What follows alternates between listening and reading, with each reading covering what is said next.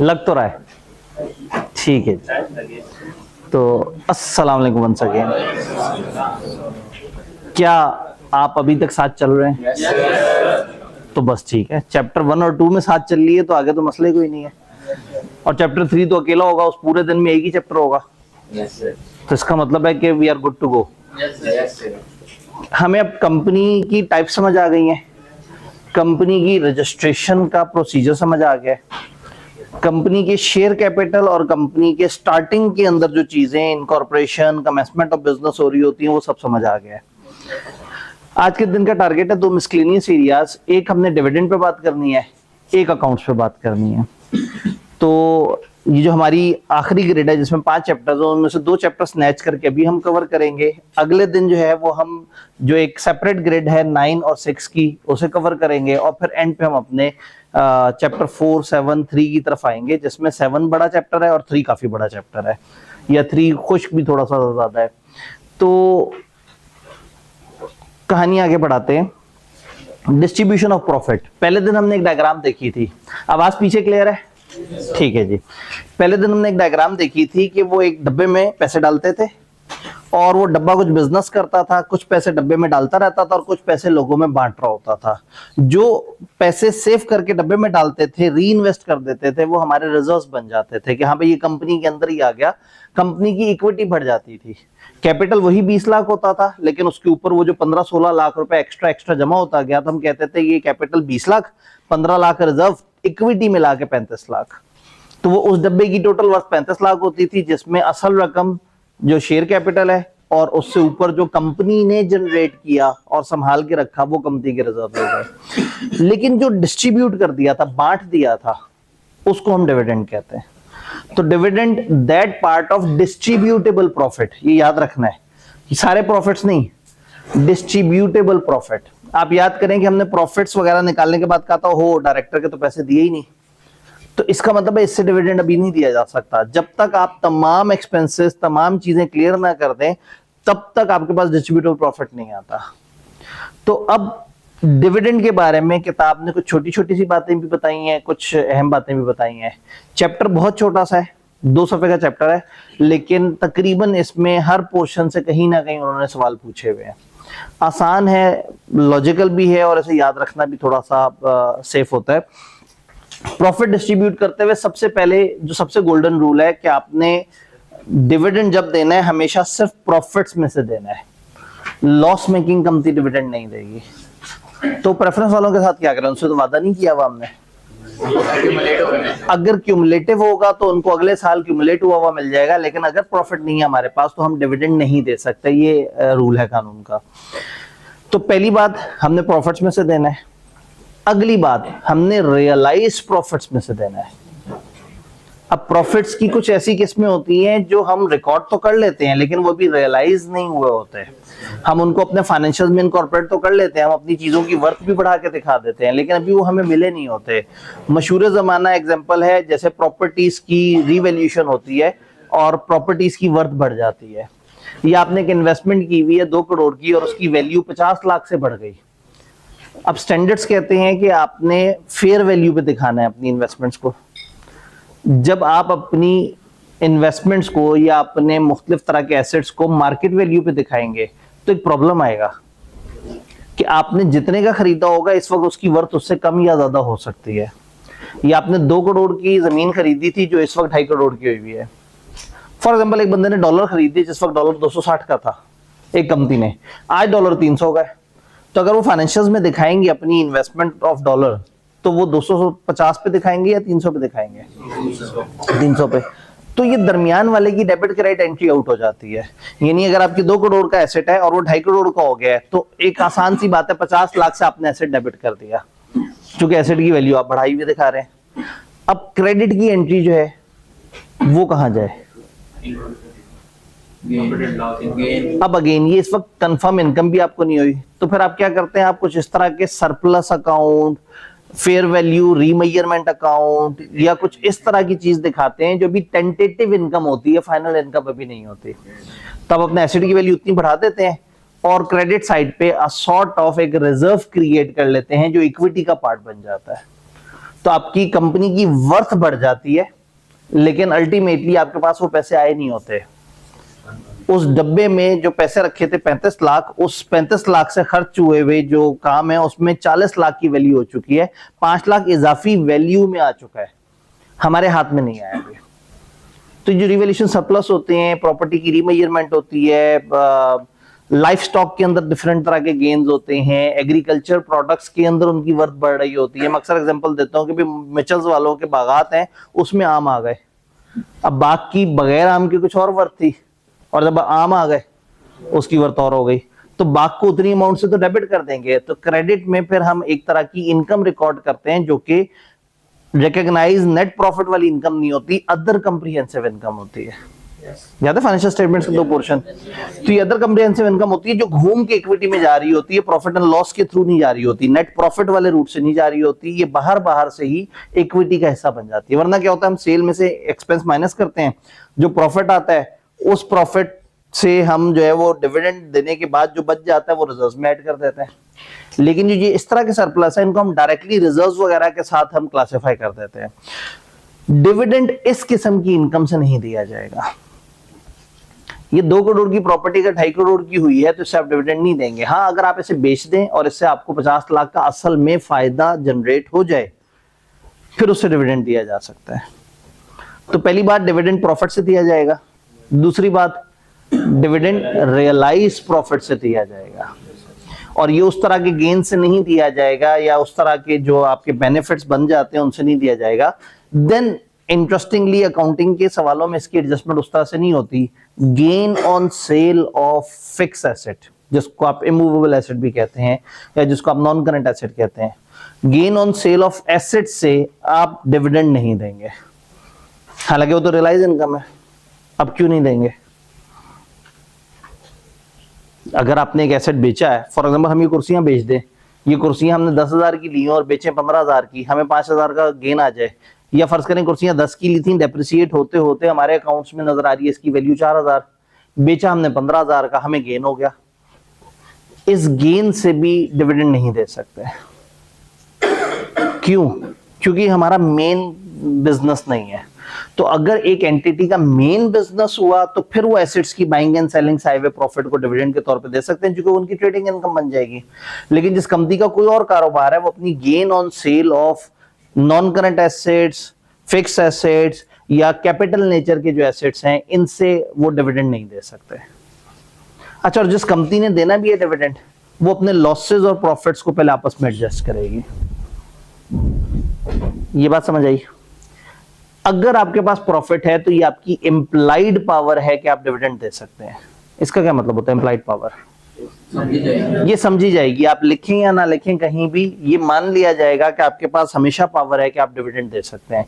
तो सबसे पहले ये किताब डिविडेंड की डिक्लेरेशन के कुछ छोटे छोटे से रूल्स बता रही है, जो कभी कभार आई क्या पूछ लेता है कि बताओ डिविडेंड डिक्लेयर करने पे क्या रेस्ट्रिक्शंस हैं, बताओ डिविडेंड की पेमेंट पे क्या रेस्ट्रिक्शन है, डिविडेंड किस किस्म के प्रॉफिट से दिया जा सकता है। तो हमने कहा कि कंपनी की एक इंप्लाइड पावर है कि वो अपने प्रॉफिट्स को डिविडेंड पे करने के लिए इस्तेमाल कर सकते हैं, अनलेस कि आपने खुद से अपने ऊपर को पाबंदी लगाई हो। कंपनीज एक्ट ने कोई पाबंदी नहीं लगाई, उसने कहा प्रॉफिट है तुम डिविडेंड दे सकते हो। Dividend can not be declared from any unrealised gain, किसी अनरियलाइज्ड गेन से डिविडेंड नहीं दे सकते। ब्रैकेट में बताया है गेन जो कि अनसोल्ड प्रॉपर्टी का होता है, जो रीमेजरमेंट करते हैं किसी इन्वेस्टमेंट प्रॉपर्टी को, तो वहां से आता है। Then dividend can not be declared out of profit from sale of immovable property या आइटम ऑफ कैपिटल नेचर के आइटम, तो अकाउंटेंट्स को समझ आते हैं, सिवाय business of company consist of buying and selling such items and after such profits are adjusted against losses on sale of immovable property और assets of capital nature. यहां एक थोड़ा सा इख्तलाफ है, आईकेप की किताब ने इस एंड को गलती से और लिख दिया और बड़े धड़ल्ले से उसकी एग्जांपल भी दे दी। तो जो ओरिजिनल लॉ है उसने ये दोनों कंडीशंस को आपस में एक दूसरे के से कनेक्ट करके बताया था कि आपका काम धंधा भी वही हो और आपने उस वाले काम में जो भी आपके प्रॉफिट्स और लॉसेस उनका आपस में एडजस्ट कर लिया।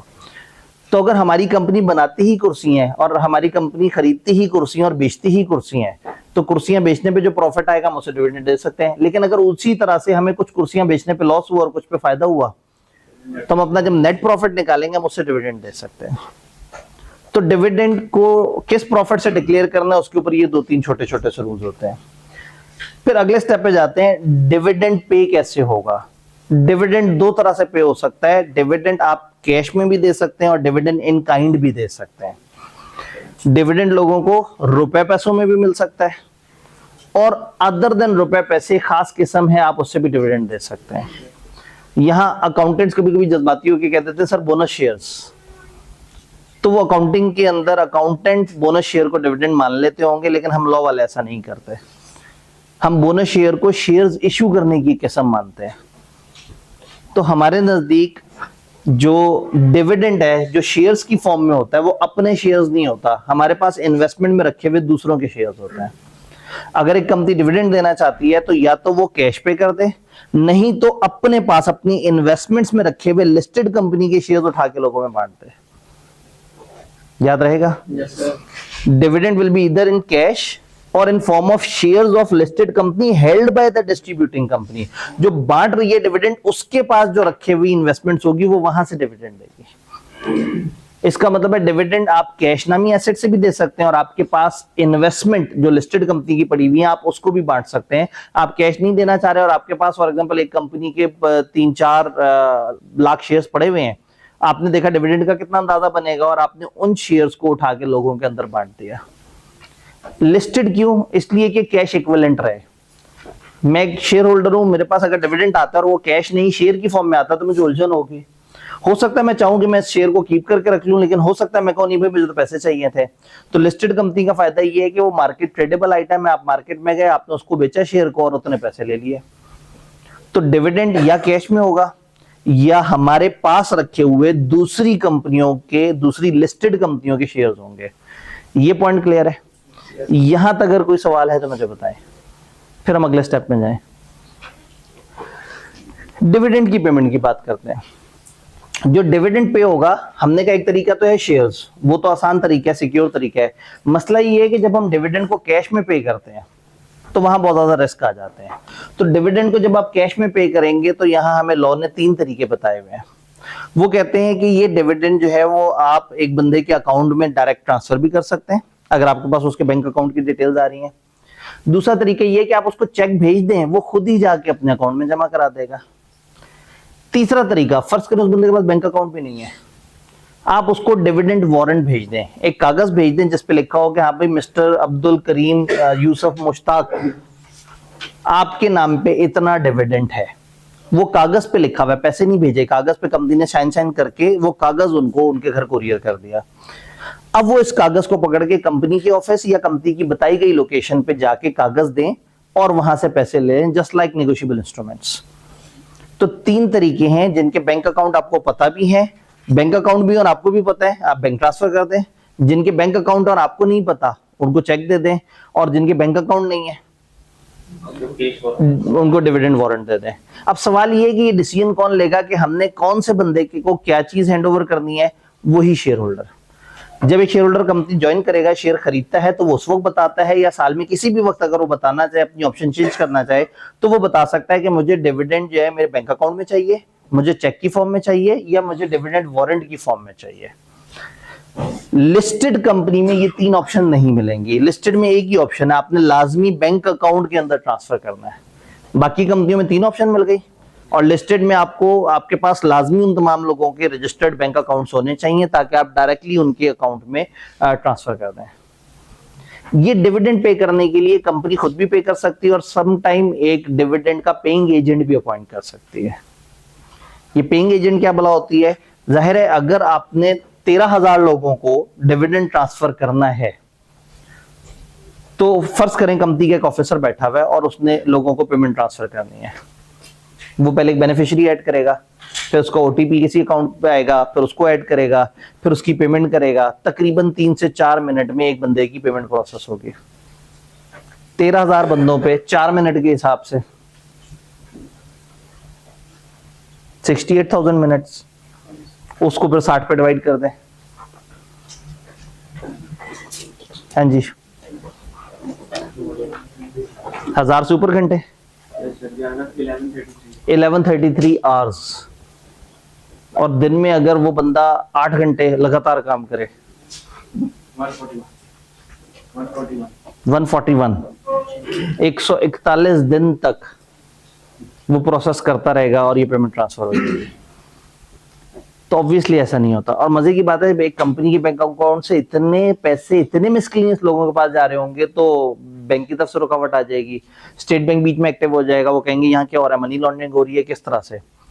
तो जब आप इस तरह से कर रहे होते हैं, एक बल्क में लोगों के अकाउंट में पैसे ट्रांसफर कर रहे होते हैं, तो उसके लिए आप समटाइम पेइंग एजेंट को अपॉइंट कर लेते हैं। आप एक बैंकर से राब्ता कर लेते हैं, भाई ये 13,000 बंदों की लिस्ट है, ये इनके बैंक अकाउंट नंबर हैं, ये मैंने आपको दे दिया, आप अपना सॉफ्टवेयर चलाएं और आप इन सब लोगों के अकाउंट में पैसे जमा करा दें, हमसे इसके सर्विस चार्जेस ले लें। ये पेइंग एजेंट कोई बैंक फाइनेंशियल इंस्टीट्यूशन भी हो सकता है, और समटाइम अगर आपके शेयर स्टॉक एक्सचेंज ऑनलाइन वाले में पड़े हुए हैं, याद है वो सीडीसी नाम की कंपनी, आप उसको भी कह सकते हैं। तो पेइंग एजेंट जो है वो एक बैंक भी हो सकता है, या कोई भी एंटिटी, शेयर रजिस्ट्रार भी इसमें हो सकता है, या एक सेंट्रल डिपॉजिटरी भी हो सकती है जिसको आपने अपॉइंट कर दिया कि आप हमारे बिहाफ पे पेमेंट करेंगे। स्टेट बैंक ऑफ पाकिस्तान ने उनको इजाजत दी हुई होती है कि आप पाकिस्तान भर में इस तरह की काम कर सकते हैं। अगर हम खुद बैंक हैं तो हम अपने आप को भी अपना पेइंग एजेंट अज्यूम कर सकते हैं, लेकिन अगर हम बैंक नहीं है तो दिस इज गुड कि हम कैश डिविडेंड अगर हमने इलेक्ट्रॉनिक तरीके से पे करना है तो हम किसी पेइंग एजेंट का सहारा ले लें। तो क्या डिविडेंड की पेमेंट से रिलेटेड सारी बात समझ आ रही है? जी, अब अगेन जो सर्विस चार्जेस हैं क्या वो डिविडेंड में से निकलेंगे? नहीं, वो हमने अलग से देने होंगे। उस बेचारे बंदे का तो कोई कसूर नहीं है कि उसके पैसों में से सर्विस चार्जेस कटे। भाई उसके पास तो डिविडेंड वारंट की ऑप्शन भी थी, उसके पास चेक की ऑप्शन भी थी, तो वो पैसे उसके डिविडेंड में से नहीं कटेंगे, हम अपनी तरफ से कटवाएंगे।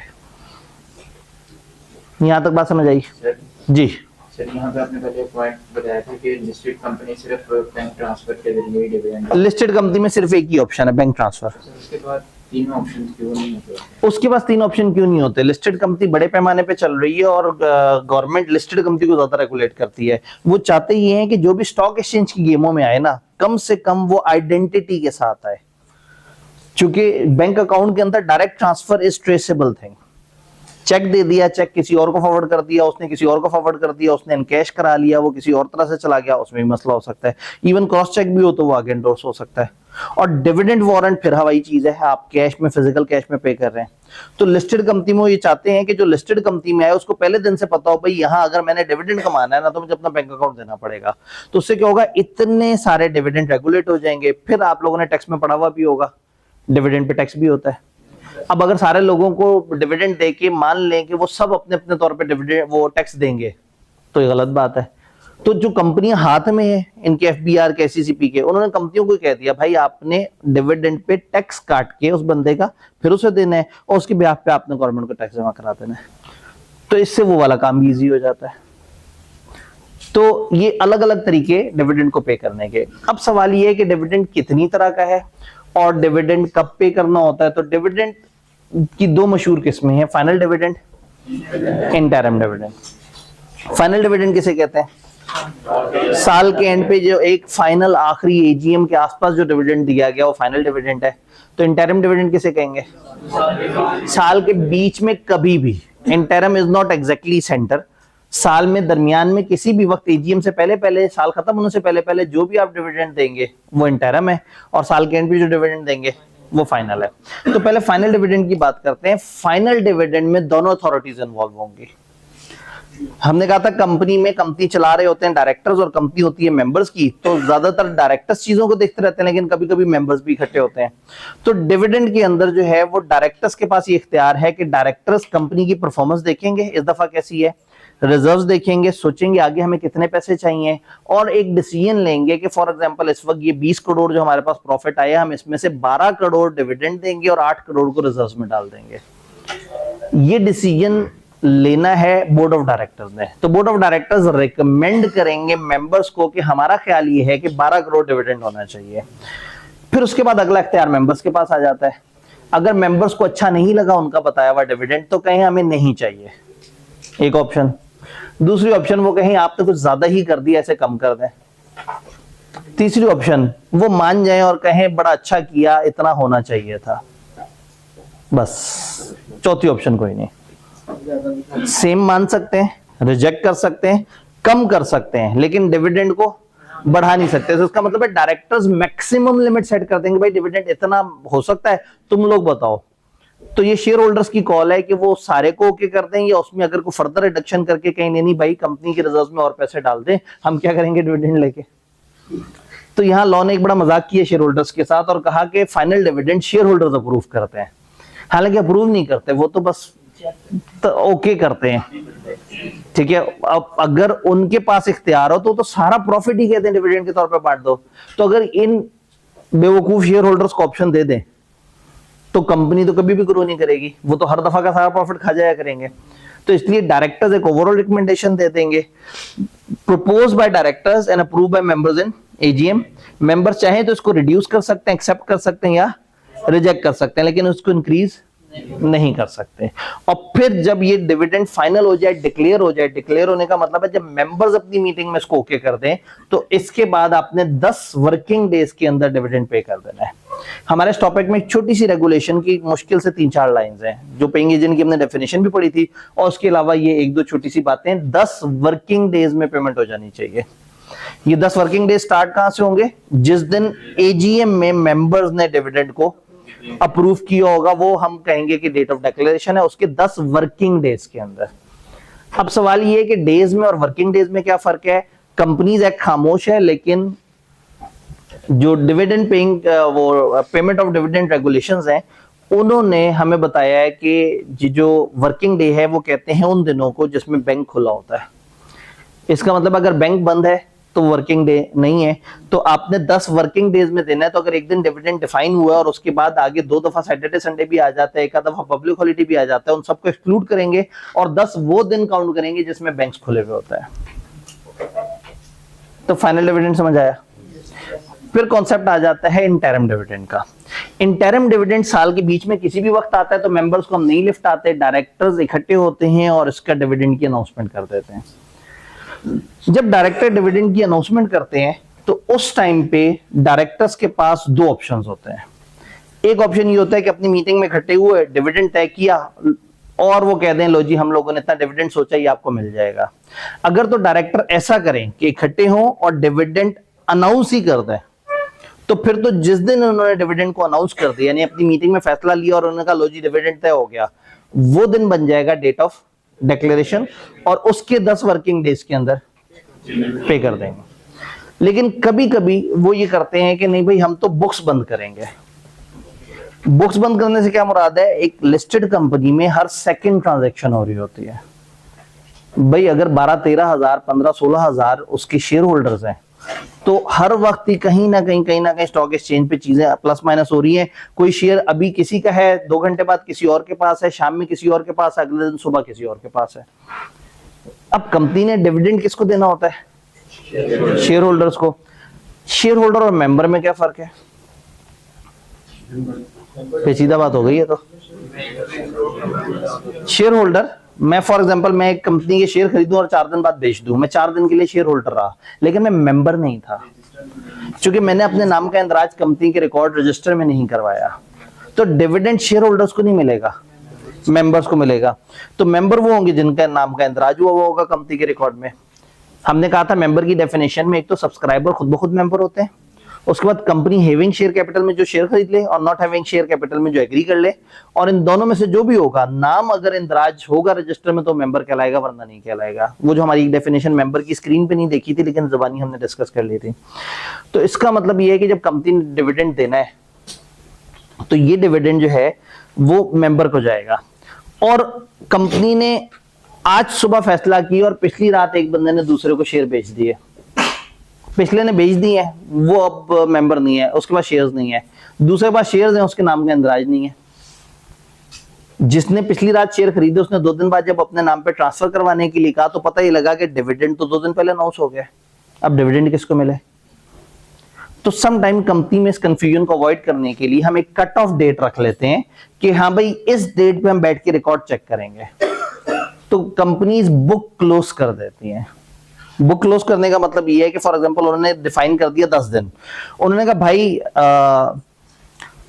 19 जनवरी को डायरेक्टर इकट्ठे हुए और उन्होंने कहा कि जी हम डिविडेंड वगैरह अनाउंस करते हैं, और कह दिया कि 1 फरवरी से 10 फरवरी तक हम अपनी बुक्स बंद कर रहे हैं, और ये खबर फैला दी कि भाई हम 1 से 10 फेब तक बुक्स बंद कर रहे हैं। आज 19 तारीख है, जो 1 फेब को हमारे रिकॉर्ड में आ रहा होगा हम उसको डिविडेंड दे देंगे। जो 1 से 10 के दरमियान आएगा हम उसको एंटरटेन नहीं करेंगे, हम 10 तारीख के बाद अपना रजिस्टर दोबारा से अपडेट करेंगे। ये 10 दिन के लिए हमारी बुक्स क्लोज है, हम कोई चेंज रिकॉर्ड नहीं करेंगे। आप अपनी एप्लीकेशन जमा कराते रहे, हम उसे साइट पे रखते रहेंगे, 10 दिन गुजरने के बाद इसे प्रोसेस करेंगे। क्यों? क्योंकि हम लोगों को 10 दिन अपने किसी और एक्टिविटी के लिए चाहिए। तो उन्होंने क्या किया, फॉर एग्जांपल कंपनी के रिकॉर्ड 10 दिन के लिए बंद कर दिए। अब इन 10 दिनों में कोई भी कहेगा कि मैं ये शेयर मेरे नाम पे ट्रांसफर कर दो या मेरे से हटा दो, तो कंपनी उसको एंटरटेन नहीं करेगी। जब आपने पब्लिकली अखबार में भी बता दिया, लोगों को नोटिस भी दे दिया कि हम अपनी बुक्स बंद करने लगे हैं, तो वो जो शेयर होल्डर शेयर खरीद रहा था, जो बेच रहा था, वो अलर्ट हो जाएंगे और वो उस तारीख से पहले पहले जिस बंदे को डिविडेंड चाहिए उसके नाम पे शेयर ट्रांसफर करवा लेंगे। इसे हम कहते हैं बुक क्लोजर। अगर इन्होंने बुक क्लोजर अनाउंस किया तो इसका मतलब है कि 19 तारीख रेलेवेंट नहीं है। 19 को तो इन्होंने कहा हम 1 फरवरी से 10 फरवरी बुक्स बंद कर रहे हैं, तो ये किस दिन हिसाब करेंगे कि हमने किनको डिविडेंड देना है? 1 तारीख को। ये फर्स्ट बन जाएगी डेट ऑफ डिक्लेरेशन और यहां से 15 दिन, सॉरी यहां से 10 वर्किंग डेज के अंदर अंदर आप डिविडेंड पे कर रहे होंगे। तो इसका मतलब अगर आपसे कोई पूछे डिविडेंड की पेमेंट कब होनी होती है, आप कहेंगे 10 working days from date of declaration. फिर वो पूछेगा भाई डिक्लेरेशन क्या भला है, आप कहेंगे फाइनल डिविडेंड में डेट ऑफ एजीएम है declaration. Interim dividend normal case में डायरेक्टर्स की मीटिंग वाला दिन, और विद बुक क्लोजर वाले केस में कमेंसमेंट ऑफ बुक क्लोजर। तो यहां पे किताब जो है वो हमें बता रही है कि डायरेक्टर जो है प्रपोज कर सकता है, पे कर सकता है interim dividend before end of year, must be paid within 10 working days from commencement of book closure for this purpose. इस मकसद के लिए जो आप बुक्स बंद कर रहे हैं, या डायरेक्टर मीटिंग अगर बुक्स आपने क्लोज नहीं की है। अब फिर ये मजाक भी नहीं होना चाहिए कि आप लोगों से कहते हैं हम बुक्स बंद करने लगे और 4 महीने बाद बुक्स बंद करें। इस अनाउंसमेंट के बाद कोशिश करें एज अर्ली एज पॉसिबल वो आप दिन रखें जिसपे बुक क्लोज हो रहा हो। लिस्टेड में उन्होंने खास तौर पे बताया है कि आपने जिस वक्त आपने डिविडेंड को तय किया है, आपको 15 दिनों के अंदर अंदर कहीं ना कहीं बुक क्लोजर स्टार्ट करना पड़ेगा। तो इसका मतलब बुक क्लोजर एक सेपरेट प्रोसेस है जिसको आईकेप ने अलग से बताया कि बुक क्लोजर क्या है। रजिस्टर ऑफ मेंबर को जब हम बंद करते हैं या डिबेंचर होल्डर्स को, ये वो टाइम पीरियड है जिसमें कंपनी हैंडल नहीं करेगी रिक्वेस्ट टू ट्रांसफर शेयर वगैरह। ये क्यों किया जाता है? ताकि आपको कट ऑफ डेट पता लग जाए। कई दफा आपको जरूरत पड़ती है नोटिस किस किस को भेजें, राइट शेयर्स किस किस को दें, बोनस शेयर्स किस किस को दें, डिविडेंड किसको दें। तो कंपनी ने बुक्स बंद कर दी। कंपनी कम से कम 7 दिन पहले लोगों को नोटिस देगी। जिस दिन उसने वो एक्शन करना उससे कम से कम 7 दिन पहले लोगों को बताएंगे कि हाँ भाई हम बुक्स इस वक्त से इस वक्त तक के लिए, जैसे मैंने 19 जनवरी को 1 फेब की डेट बता दी, आपने एक इतना टाइम कम से कम दे देना है कि लोग अपने अपने शेयर्स वगैरह सेटल कर सकें। हम पूरे साल में 30 ऐसे दिन गुजार सकते हैं जिसमें हमारी बुक्स बंद हो। कभी डिविडेंड के लिए बुक बंद की, कभी राइट शेयर के लिए की, कभी बोनस शेयर के लिए की। टोटल मिला के पूरे साल 30 दिन से ज्यादा नहीं, लेकिन अगर आप एसईसीपी को अप्लाई करें तो इसमें 15 दिन की फर्दर गुंजाइश भी आपको मिल सकती है। लिस्टेड कंपनी ने बुक क्लोजर का नोटिस उर्दू इंग्लिश अखबार में भी देना है, और अगेन अगर फॉलो नहीं करेंगे तो फाइन पेनल्टी वगैरह पड़ेगी। तो क्या ये कहानी हमें समझ आ रही है? इस चैप्टर में 2 चीजें जो आईकेप को ज्यादा पसंद है, एक वो डिविडेंड को पे करते हुए कौन से प्रॉफिट से देना है, कौन से प्रॉफिट से नहीं देना, और दूसरा टॉपिक अब हम स्टार्ट करने लगे हैं। वो क्या टॉपिक है? यहां तक अगर कोई सवाल है तो मुझे बताएं, कोई कंफ्यूजन या कोई परेशानी? सब क्लियर है जी? अब अगेन जब डेट अनाउंस हो गई तो क्या प्राइस में फ्लक्चुएशन होगी? जरूर होगी। एक्स राइट प्राइस का पता नहीं आप लोगों ने एक्स राइट प्राइस वगैरह का कहीं पढ़ा है ईपीएस वगैरह में? चले, इसका मतलब है कुछ लोगों ने पढ़ा हुआ है, कुछ ने नहीं पढ़ा हुआ। बीआईए वालों को पता है, इग्नोर करते हैं। फर्स्ट करें, मुझे पता हो कि एक कंपनी का डिविडेंड आने वाला है, शेयर की प्राइस है 40, मुझे पता है कि 3 रुपए डिविडेंड आने वाला है। जिसके पास शेयर रखा हुआ है उसे नहीं पता, मैं उसे जाके कहूंगा कि शेयर दो, कहेगा यार 40 मार्केट की प्राइस है, मैंने 40 पे नहीं देना। मैं कहूंगा यार तो मुझे 41 में दे दो। वो हंस के सोचेगा कितना बेवकूफ आदमी है, मार्केट में 40 रुपए चल रहा है, ये 41 देने को तैयार है। मैं 41 ले लूंगा, क्यों? क्योंकि मुझे पता है कि 3 रुपए डिविडेंड आने वाला है। एक और बंदा मेरे से खरीद रहा होगा या किसी और से खरीद रहा होगा, तो हर बंदा ना उस वक्त शेयर की वैल्यू में ना खुद ही से एक टॉप अप ऐड करना शुरू कर देता है कि ये शेयर जितने का है इसमें 2-3 रुपए का तो फायदा होने ही वाला है। तो डिमांड एंड सप्लाई की कंडीशन ऐसी होती है कि वो तकरीबन उस दिन तक जिस दिन मिलने हैं, ये 40 रुपए का शेयर 43 पे पहुंच चुका होता है। शुरू में कुछ को पता होता, कुछ को नहीं पता होता, और जब सबको पता लग जाता है तो शेयर में ट्रेडिंग होते होते वो 3 रुपया बीच में ही शामिल हो जाता है तकरीबन। मैं सिंपल अल्फाज में समझाने की कोशिश कर रहा हूं। जब बुक क्लोजर अनाउंस हो जाएगा और कंपनी बता ही देगी कि क्या है और कितने का है, तो ऑटोमेटिकली उन 10-11 दिनों में मार्केट अपने आप को नई प्राइस पे एडजस्ट कर लेगी। तो अब ऐसे में जो शेयर बेच के जा रहा है उसे दुख नहीं होगा कि मुझे डिविडेंड नहीं मिला। उसका 40 रुपए का शेयर था, 43 नहीं तो 42 पे डील डन हो गई होगी। उसे है कि चलो मैं भी को फायदा लेके निकला और जो अगला बंदा आ रहा है उसको भी को फायदा मिल गया। तो ऑटोमेटिकली मार्केट फोर्सेस जो है ना उस प्राइस को एडजस्ट कर लेती हैं। तो बुक क्लोजर का फायदा ये होता है कि उन्होंने पहले बता दिया हम क्या करने वाले हैं और एक टाइम दे दिया, भाई इस टाइम तक जिसने खेल कूद करना है कर लो। तो ऑटोमेटिकली लोग उस वक्त तक अपनी बाइंग एंड सेलिंग वगैरह कर लेंगे। ऐसी है जैसे आज अचानक से जो है कंपनी बता दे कि भाई सिल्वर आज है 13,000 का, 10 दिन बाद ये 15,000 का होगा, तो ऑटोमेटिकली मार्केट में सिल्वर की प्राइस 13,000 से ऊपर चली जाएगी। लोग खरीदते खरीदते खरीदते खरीदते 14,900 तक तो पहुंच ही जाएंगे कि उन्हें पता है कि ये 15 का होने वाला है। तो होता ही है कि जब एक एक्सपेक्टेशन होती है कि चीज बढ़ने वाली है, तो उसमें इसको हम लोग इकोनॉमिक्स की जबान में कहते हैं इन्फ्लेशनरी एक्सपेक्टेशन।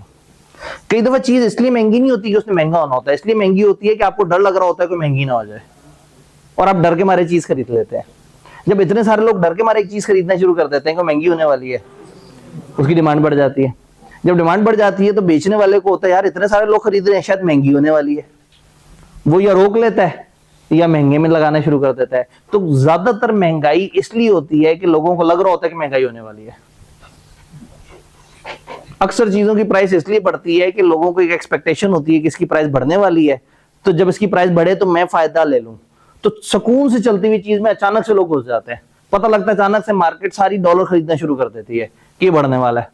उसने बढ़ना था या नहीं बढ़ना था, इतने सारे लोग जब खरीदेंगे तो ऑटोमेटिकली। तो ये बुक क्लोजर इस चीज का एक सेफ सॉल्यूशन है कि ऐसा ना हो कि अचानक किसी के साथ किसी के सर पे बम गिर जाए कि ये क्या हुआ, मेरा तो इतना नुकसान हो गया। पहले से ही बता दें भाई फलाना तारीख है, उस तारीख तक जो मार्केट की फोर्सेस ने काम करना है, अल्टीमेटली जिसका नाम आखिरी दिन रजिस्टर पे होगा उसको डिविडेंड मिल जाएगा।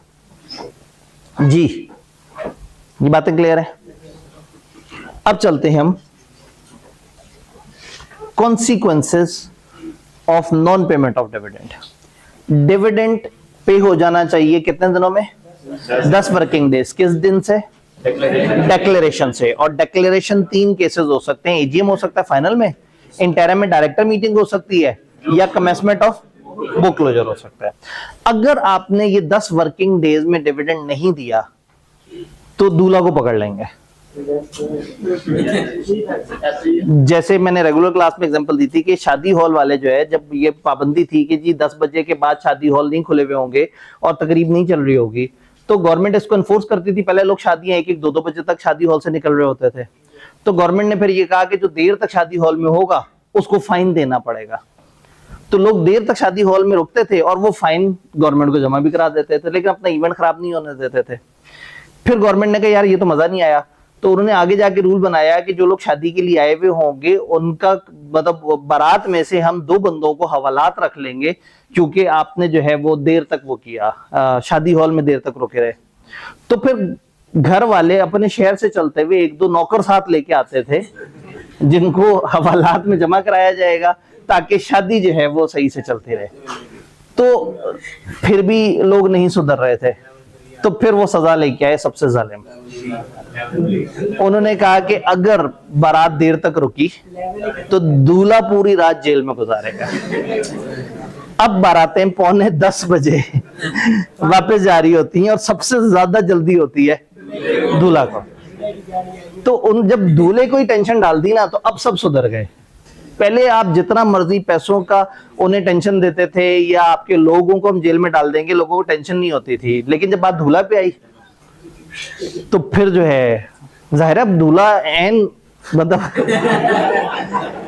एन शादी की रात, जब उसने बड़े अच्छे वादे कसमें खाने हैं, उसने जो है ना बड़ा क्या कहते हैं, अब पता नहीं मैं आप लोगों के सामने, जाहिर है उसने मतलब एक नई जिंदगी स्टार्ट करनी है, तो उसने जो है वो बड़ा एक रूहानी सफर है वो जो है वो रात शायद इबादत में गुजारे, वही जाहिर है उसकी शादी हुई है, एक नई जिंदगी स्टार्ट हो रही है, उसकी जिंदगी में रिस्क ऐड हुआ है, तो वो उसके लिए एक बड़ा अहम रात है। वो मतलब उसने अगली जिंदगी की कमिटमेंट्स करनी है, एक नए बंदे के साथ एक नई शुरुआत है, तो बड़े सारे वादे वईद होने हैं, बड़ी सारी बातें होनी है, तो ऐसे में वो रात जेल में गुजारना जो है ना वो थोड़ा तकलीफ दे हो जाएगा। तो इसलिए मैंने दूल्हा बोला कि डिविडेंड के अंदर भी अगर डिविडेंड की पेमेंट पे किसी ऐसे वैसे बंदे को पकड़ लेते कि भाई किसी डायरेक्टर को फाइन हो जाएगा तो मसला ना होता, इन्होंने कह दिया अगर आप डिविडेंड नहीं देंगे तो मिस्टर चीफ एग्जीक्यूटिव जो ऑल इन ऑल है उसको पकड़ेंगे। और उसके साथ हम क्या करेंगे, उन्होंने कहा जी उसको 5 मिलियन तक का फाइन हो सकता है अगर एक कंपनी का डिविडेंड लोगों तक नहीं पहुंचा, भले 2 रुपए का डिविडेंड नहीं पहुंचा, उस चीफ एग्जीक्यूटिव को 5 मिलियन तक। अब तक इसलिए है कि हो सकता है वो यार थोड़ा सा डिविडेंड था चलो 2000 की सजा दे देते हैं, लेकिन 5 मिलियन तक की उसको सजा हो सकती है, यानी 5 मिलियन तक का फाइन हो सकता है, 2 साल तक की कैद हो सकती है। इन दोनों चीजों के अलावा 5 साल का बैन लग जाएगा, 5 साल तक वो इनएलिजिबल हो जाएगा, ना वो किसी कंपनी का डायरेक्टर बन सकता है ना किसी कंपनी के चीफ एग्जीक्यूटिव बन सकता है। चूंकि लोगों को ये पता लग गया कि ये बंदा इस काबिल नहीं था कि कंपनी के मामलात सही से देख सके और इसमें वो वाली कैपेबिलिटीज नहीं थी, इसने एक बड़ा अहम काम जो है उसको डिले कर दिया। तो अगर डिविडेंड आपने 10 वर्किंग डेज में नहीं दिया तो मिस्टर चीफ एग्जीक्यूटिव को 3 सजाएं हैं, 5 मिलियन तक का फाइन, 2 साल की कैद, 2 साल तक की कैद। अब ये इन 2 में तक है और ये पूरा है, और 5 साल का बैन, तो ये 5 to 5 जुर्माना बनता है। तो आपको 1 to 5 याद होता है तो उसके साथ 5 to 5 याद रखना आसान है, और कराची वालों के लिए तो आसान है, वहां जो है वो गुटके का एक मशहूर ब्रांड है 5 to 5। जी जी, क्या दोनों में और है या एंड है? पुराने जमाने में और होता था, कुछ अर्से पहले लॉ रिवाइज हुआ और अभी एंड हो चुका हुआ है। तो अब ये दोनों की दोनों सजाएं हैं और ये तीसरी वाली चीज भी है। हाँ, लेकिन उसके अंदर लिमिट में गुंजाइश है। तो 5 मिलियन तक का फाइन या 2 साल तक की, सॉरी एंड 2 साल तक की कैद एंड 5 साल का बैन। तब ये तीनों में एंड है। कुछ अरसे पहले तक और होता था, लेकिन कंपनीज अमेंडमेंट एक्ट ने इस एंड वो और को एंड कर दिया है। डन जी। ये सारे डायरेक्टर्स को 5 years के लिए एलिजिबल कर दिया जाएगा। क्या सारे डायरेक्टर्स को? 5 years के लिए एलिजिबल कर दिया जाएगा। नहीं, मैं समझा नहीं, एक मिनट। सारे डायरेक्टर्स को किस चीज के लिए एलिजिबल कर देंगे? ठीक है, नहीं, यहाँ सिर्फ चीफ एग्जीक्यूटिव की बात हो रही है। अकेला चीफ एग्जीक्यूटिव वो रिस्पॉन्सिबल है। जब वो रिस्पॉन्सिबल है तो उसने किसी को हिलने नहीं देना। वो कहेगा भाई 3 दिन में ट्रांसफर करो। तो इसीलिए मैंने कहा कि दूल्हे को पकड़ लिया। अब देखे ना, वो शादी वाले बारात वाले जो है ना, किसी भी फाइन पेनल्टी करते थे लोग रुके रहते थे, और जब दूल्हे को पकड़ने शुरू कर दिया तो वो इससे इमीडिएट पहले शर्त आई थी दूल्हे के बाप को पकड़ने की, कि वो गैरत में आ जाएगा कि नहीं भाई मेरा बाप है, ये क्यों अंदर हो। लेकिन हो जाएगा, चलो कोई बात नहीं, खैर है यार, मैंने सारी जिंदगी क्या इनसे खास तौर पे मांगा है, एक दिन के लिए मेरे लिए चले जाएंगे तो ऐसा क्या है। तो उन्होंने कहा ये तो बंदे जो है ना, ये तो बाप को ही जो है धकवा देंगे, तो इसलिए वो फिर दूल्हे के ऊपर वो शर्त आ गई। अब अगर नहीं दे सका डिविडेंड और फाइन पेनल्टी पड़ गई, तो जाहिर है वो आके कहेंगे कि ये फाइन दो, जेल में जाओ, या इस तरह से करके लॉ ने कुछ गुंजाइशें निकाली हैं इसमें। अगर आप डिक्लेरेशन के 45 डेज के अंदर अंदर जेन्युइन कोई रीजन लेके पहुंच जाए तो आपको बचत हो सकती है। अभी जेन्युइन रीजन से क्या मुराद है? चंद स्पेसिफिक रीजन है। वो कहते हैं अगर dividend by operation of law पे ना हो सका हो, आप डिविडेंड देने लगे थे, जिस डिविडेंड वारंट आपके लोगों ने ले रखी, जिस शहर में पहुंचना था वहां कर्फ्यू लगा हुआ था, आपने जिन लोगों को डिविडेंड देना था उनके बैंक अकाउंट सील हुए हुए थे, जहां पे आपने डिविडेंड देना था बंदा इंसॉल्वेंट था, उसको ऑफिशियल असाइनी ने कहा अभी रुक जाओ, अभी जरा मैं मामला देख रहा हूं फिर देखते हैं। कोई भी लॉ, अगर किसी भी जगह आपका डिविडेंड दूसरे को आपकी वजह से नहीं लॉ की वजह से रुकावट हुई, तो फिर हमारा कसूर नहीं, हमें एग्जम्पशन मिल जाएगी। ये बात समझ आ रही है? शेयर होल्डर अगर कोई स्पेशल इंस्ट्रक्शन दे दे, रूल क्या है, ये जो डिविडेंड हमने शेयर होल्डर के रजिस्टर एड्रेस पे भेजना होता है, और अगर नहीं तो वो कोई एड्रेस हमें बता देता है कि इस एड्रेस पे भेजो। लेकिन अगर वो मुल्क से बाहर है तो हम पाकिस्तान में उससे कहते हैं कि हम एक एड्रेस बताओ जहां तुम्हारा वारंट भेजे। और जो ऑनलाइन ट्रांसफर है वो तो सबसे आसान है, उसके लिए तो वो बंदा जहां मर्जी मौजूद आप उसको कर सकते हैं। अगर एक शख्स कहता है कि जी मेरा डिविडेंड आपने इस खास तरीके से मुझ तक पहुंचाना है, जो कि लॉ ने नहीं डिफाइन किया हुआ, लेकिन कंपनी उसको सहूलत देना चाहती है और उसकी इंस्ट्रक्शन फॉलो नहीं हो पाई या नहीं हो सकती, और उसको इसलिए डिविडेंड लेट पहुंचा क्योंकि उसने बीच में अपनी एक कोई इंस्ट्रक्शन दे दी थी, नहीं भाई मैं अभी शहर से बाहर गया हुआ हूं, मैं जब वापस आऊंगा 15-20 दिन बाद मुझे तब पेमेंट कर देना, या मेरी पेमेंट इस वक्त मेरा मैं अपने एड्रेस पे नहीं हूँ, फलाना एड्रेस पे जो है ना फलाना बंदे को जाके दे देना, फलाना मार्केट में जाके कसाई है उस कसाई को मेरी पेमेंट देगा ना। अब कंपनी को डर लगा कि नहीं भाई ये कहानी तो थोड़ी सही नहीं है। रेगुलर क्लास में तो हम लोगों ने कोई और किस्सा भी देखा था, वो जो एक वो हाँ वो एक मोहल्ले में जाके वहां से वो लेफ्ट साइड पे चौथे घर के आगे जो है वो किसी वो डस्टबिन के नीचे एक वो शॉपर के अंदर जो है पैसा रख रहा होता था। तो शेयर होल्डर ने अगर कोई खास इंस्ट्रक्शन दी और वो फॉलो नहीं हो पा रही तो फिर चीफ एग्जीक्यूटिव का कोई कसूर नहीं है, चूंकि वो तो नॉर्मल तरीके से डिविडेंड देना चाहता था, अगले बंदे ने फनकारी की थी। तो अगर एक शेयर होल्डर ने अजीबोगरीब सी इंस्ट्रक्शन दी और वो फॉलो ना हो सके या ना हो सकी हो, ये दो बातें, फ्यूचर टेंस भी है और पास्ट भी है, वो पॉसिबल ना हो आपके लिए फॉलो करना या वो आप फॉलो नहीं कर पाए, तो आपको एग्जम्पशन मिल जाएगी, लेकिन खुद ब खुद नहीं मिलेगी। आपने 45 डेज ऑफ डिक्लेरेशन में अप्लाई जरूर करना होगा उन्हें कि जी हमारे साथ ये मामला हो गया था। तीसरा, डिस्प्यूट है डिविडेंड के अंदर। एक बाप से बच्चों को जो ट्रांसफर हुए हैं शेयर्स, उनमें आपस में झगड़ा है कि ये शेयर्स मेरे पास हैं या तुम्हारे पास हैं, तुम्हें तो वो एसेट मिले थे, ये शेयर्स तो मुझे मिलने थे। दूसरा कहता नहीं ये शेयर्स आधा तकसीम होने थे, मामला अदालत में चल रहा है, डिस्प्यूट चल रहा है। अब शेयर्स का मालिक कौन है, इस पे डिस्प्यूट है। तो जब डिस्प्यूट है तो शेयर होल्डर्स को डिविडेंड देना इस वक्त ठीक नहीं है। जो अदालत कहेगी कि ये असल मालिक है, हम उसको बाद में डिविडेंड दे देंगे। तो अगर डिविडेंड रिसीव करने के राइट में डिस्प्यूट है तो वहां पे हमें थोड़ी सी एग्जम्पशन अवेलेबल है। ये बात समझ आई। चौथी चीज, अगर कंपनी चाहे तो उसको विदहेल्ड कर सकती है अपने पास, अगर उस बंदे ने कंपनी के पैसे देने थे। याद करें मेमोरेंडम की हमने फीस रखी थी कि मेमोरेंडम की कॉपी लोगे तो 14 दिनों के अंदर तुम्हें फीस लेके वो दे देंगे। बंदा आगे मेमोरेंडम की कॉपी लेके गया और उसने कहा मैं कल आऊंगा पैसे देने। कल आ गई लेकिन बंदा नहीं आया, तो कंपनी को अकल आ गई कि ये क्या हो गया। तो जब उसका डिविडेंड देना था तो डिविडेंड में से उतने पैसे होल्ड कर लिए जितने पैसे उसने कंपनी के देने थे। तो कंपनी इज अलाउड कि वो नेट कर सकती है ऐसे। अगर एक शेयर होल्डर ने कंपनी को पैसे देने हैं तो कंपनी उसके साथ उसे नेट करके बकाया पैसों से दे सकती है। ऐसा करने के लिए शेयर होल्डर को बताना पड़ेगा। ये बात किताब में नहीं लिखी हुई। पिछले 25 साल में आज तक 2 नंबर का एक सवाल जो आउट ऑफ किताब आया वो यही था कि एक शेयर होल्डर के आपने पैसे रोकने तो उसका क्या प्रोसीजर होगा।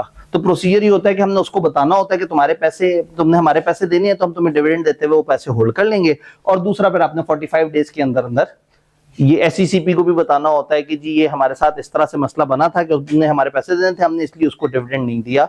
तो आप उसको बता के उसके पैसे होल्ड कर सकते हैं। तो ये बात जो है वो एक्सप्रेसली आईकेएफ ने अपनी किताब में नहीं बताई हुई थी, जिससे हमारा स्कोप्स आउट होता था। बताने का मकसद ये है कि 25 साल में तकरीबन 50 अटेम्प्टों में एक दफा सिर्फ 2 नंबर के लिए इस किताब से या आईकेएफ की किताब से चीजें बाहर गई हैं। तो लॉ में ना एक चीज ध्यान में रखनी है, जो लिखा हुआ है किताब में उससे बाहर नहीं आएगा आईकेएफ। होता ये कि जो लिखा हुआ होता है हम उसकी डिटेल में नहीं जा रहे होते और इधर उधर की सारी बातें ध्यान में रख रहे होते हैं।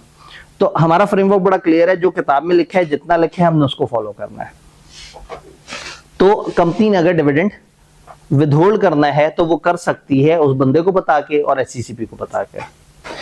पांचवी चीज, अगर नॉन पेमेंट ऑफ डिविडेंड या non posting of warrant company के हिस्से का कोई कसूर नहीं, इसके पीछे भी बड़ी लंबी चौड़ी प्रोविजन है। 1984 वाले ऑर्डिनेंस में कुछ और लिखा होता था, 2017 में अल्फाज थोड़े से बदले। 1984 में लिखा होता था any other reason just an equitable, कोई भी और रीजन जो मुनासिब लगे। यानी उन्होंने कहा ये 4 रीजन है और उसके बाद कहा जो हमें ठीक लगे रीजन वो। तो फर्ज करें एक बंदे से डिविडेंड पे नहीं हुआ, वो पहुंचता था एससीसीपी वगैरह के पास, उनसे कहता था जी वो डिविडेंड पे नहीं हुआ लेकिन आपकी सजा है, डिक्लेरेशन के इतने दिन तो गुजर गए हैं लेकिन अभी हमारे पास गुंजाइश है 45 दिन वाली। तो फिर एससीसीपी के लोग पूछते थे कि बताओ ये इन 4 में कोई मसला था। उसने कहा जी इनमें से तो कोई मसला नहीं था। तो फिर एससीसीपी वाले पूछते थे कोई भारी रीजन लेके आए हो, कोई वजनी रीजन होनी चाहिए ना, कोई अच्छी तगड़ी रीजन होनी चाहिए। तो वो फिर एक रीजन सामने रखता होगा, वो कहते होंगे नहीं अभी काफी नहीं है, थोड़ी सी कुछ और रीजन भी, तो वो साइड पे उसके पास शॉपर में कुछ और रीजंस पड़ी होती होंगी, वो रीजंस उठा के, रीजंस मुराद को डॉक्यूमेंट्स होते होंगे, कोई एविडेंसेस वगैरह होते होंगे। तो फिर लॉ को लगा कि ये तो बड़ा खुल्लम खुल्ला समझ आ जाएगी कि हमने अपना खाता रखा हुआ है, any other reason just an equitable. तो आप रीजन रख देते थे, कहते थे जस्ट है, इक्विटेबल नहीं है। फिर आप थोड़ी सी और रखते थे, कहते हाँ अब जस्ट भी है, इक्विटेबल भी है। अब उसकी अल्फाज बदल दिए उन्होंने कह दिया if non payment of dividend और non posting of warrant was not due to any default on part of, अगर कंपनी ये साबित कर दे कि डिविडेंड की पेमेंट ना होना या non posting of warrant company का डिफॉल्ट नहीं था, आपने बैंक ट्रांसफर कर दिया, उधर ट्रांसफर नहीं हुआ, आपने वारंट पहुंचाया, डाकिया मर गया, कोरियर कंपनी से गड़बड़ हो गई, सैलाब आ गया मुल्क में, तो फॉर एनी अदर रीजन, इसका मतलब है 4 ऑफिशियल रीजन है और 5वां ये है कि आप बस साबित कर दें मेरी गलती नहीं है, कोई और माशरे समाज की गलती है, तो आपको बचत हो जाएगी और आपको वो डिविडेंड की उस पेनल्टी से जान बख्शी हो जाएगी। ये बात समझ आई? उसके अलावा एक रीजन ऐसी भी है जो उन्होंने कहा है कि जी हम आपको बता सकते हैं, कंपनी एक बंदे का डिविडेंड रोक सकती है अगर ऐसी सीपी कहे कि जी उस बंदे की तरफ से फलाना फलाना डॉक्यूमेंट नहीं आएगा तो आप उसे डिविडेंड ना दें। आज की डेट में एससीसीपी ने कहा है कि एक बंदे का सीएनआईसी की कॉपी आपके पास होनी चाहिए डिविडेंड देने से पहले। तो अगर एक बंदे ने सीएनआईसी की कॉपी नहीं दी तो कंपनी उसका डिविडेंड अगर विदहोल्ड कर ले तो वो गैर कानूनी हरकत नहीं है। इसके बाद अगला स्टेप इनका ये था कि वो कहते हैं कि जी इसमें जो टैक्स रिटर्न या एनटीएन की कॉपी आप एक बंदे की ले लें फिर उसको डिविडेंड दें। तो इसका मतलब है एससीसीपी भी कुछ डॉक्यूमेंट बता सकता है कि जो बंदा नहीं जमा कराएगा तो उसका डिविडेंड रोक लो। उसके अलावा 4 रीजन ये हैं कि अगर लॉ का मसला हो, इंस्ट्रक्शंस फॉलो नहीं हो सकती थी, डिविडेंड के रिसीट में झगड़ा है, या कंपनी ने उस बंदे से पैसों की एडजस्टमेंट करनी है, नहीं तो कोई और ऐसी रीजन जिसमें डिविडेंड का ना पहुंचना या डिविडेंड जो है वो कंपनी की तरफ से ना जाना, कंपनी की गलती तस्वर ना की जाए। तो अगेन छोटा सा मजेदार सा चैप्टर है और इसमें सबसे ज्यादा इंपॉर्टेंट, सबसे ज्यादा दफा पूछे जाने वाली यही वाली बातें हैं कि डिविडेंड की जो पेमेंट है वो अगर अपने ड्यू टाइम पे ना हो तो क्या पेनल्टी पड़ेगी, और उस पेनल्टी से बचने के आपके पास क्या एक्सेप्शंस अवेलेबल है। हमने आज इरादतन पहले इस चैप्टर को रखा था कि थोड़ा छोटा है, और एक फिर ऐसा चैप्टर जिसमें काफी ज्यादा खिचड़ी है, काफी ज्यादा छोटी छोटी सी बातें, हमेशा रट्टे वाले सवाल आए वहां से, कभी लॉजिकल सवाल नहीं आया। तो उसके लिए हमें मार्जिन मिल जाए, तो वो मार्जिन अब हमें इंशाल्लाह मिल जाएगा। तब हम ब्रेक पे इस वक्त जाते हैं। 2:36 हो रहे हैं, मैं पहले ब्रेक अनाउंस कर दूं ताकि सवाल ब्रेक के बीच में आ जाए। 2:50 पे दोबारा इकट्ठे होते हैं और फिर एक बड़ा सेशन करते हैं तकरीबन 1.25 घंटे का, और उसमें हम चैप्टर नंबर 10 को कवर करने की कोशिश करते हैं। भाई का सवाल ब्रेक। अस्सलाम वालेकुम वंस अगेन। चैप्टर 10 अकाउंट्स या accounting records, books of accounts, financial statements, इन सारी चीजों को डील करता है कि कंपनी ने मेनली कौन से अकाउंट्स बनाने होते हैं और सालाना कौन कौन से अकाउंट्स ये चीजें जमा करानी होती हैं। ये चैप्टर जब पेपर अकेला था, जब पेपर जोड़ा हुआ था, जब उससे पहले अकेला था, जब जोड़ा हुआ था, हमेशा उनको लगता है कि इस चैप्टर में से सिर्फ रट्टे में पूछना चाहिए। एक आध दफा सवाल इस तरह से किया है कि बस नाम ले दिया कि जी फलाना कंपनी है और वो अपनी एजीएम कराना चाह रही है, अच्छा बताओ क्या स्टेप्स होंगे, तो पूछो उधर भी रट्टा ही, ज्यादा से ज्यादा टाइप 2 सवाल की तरफ चले गए।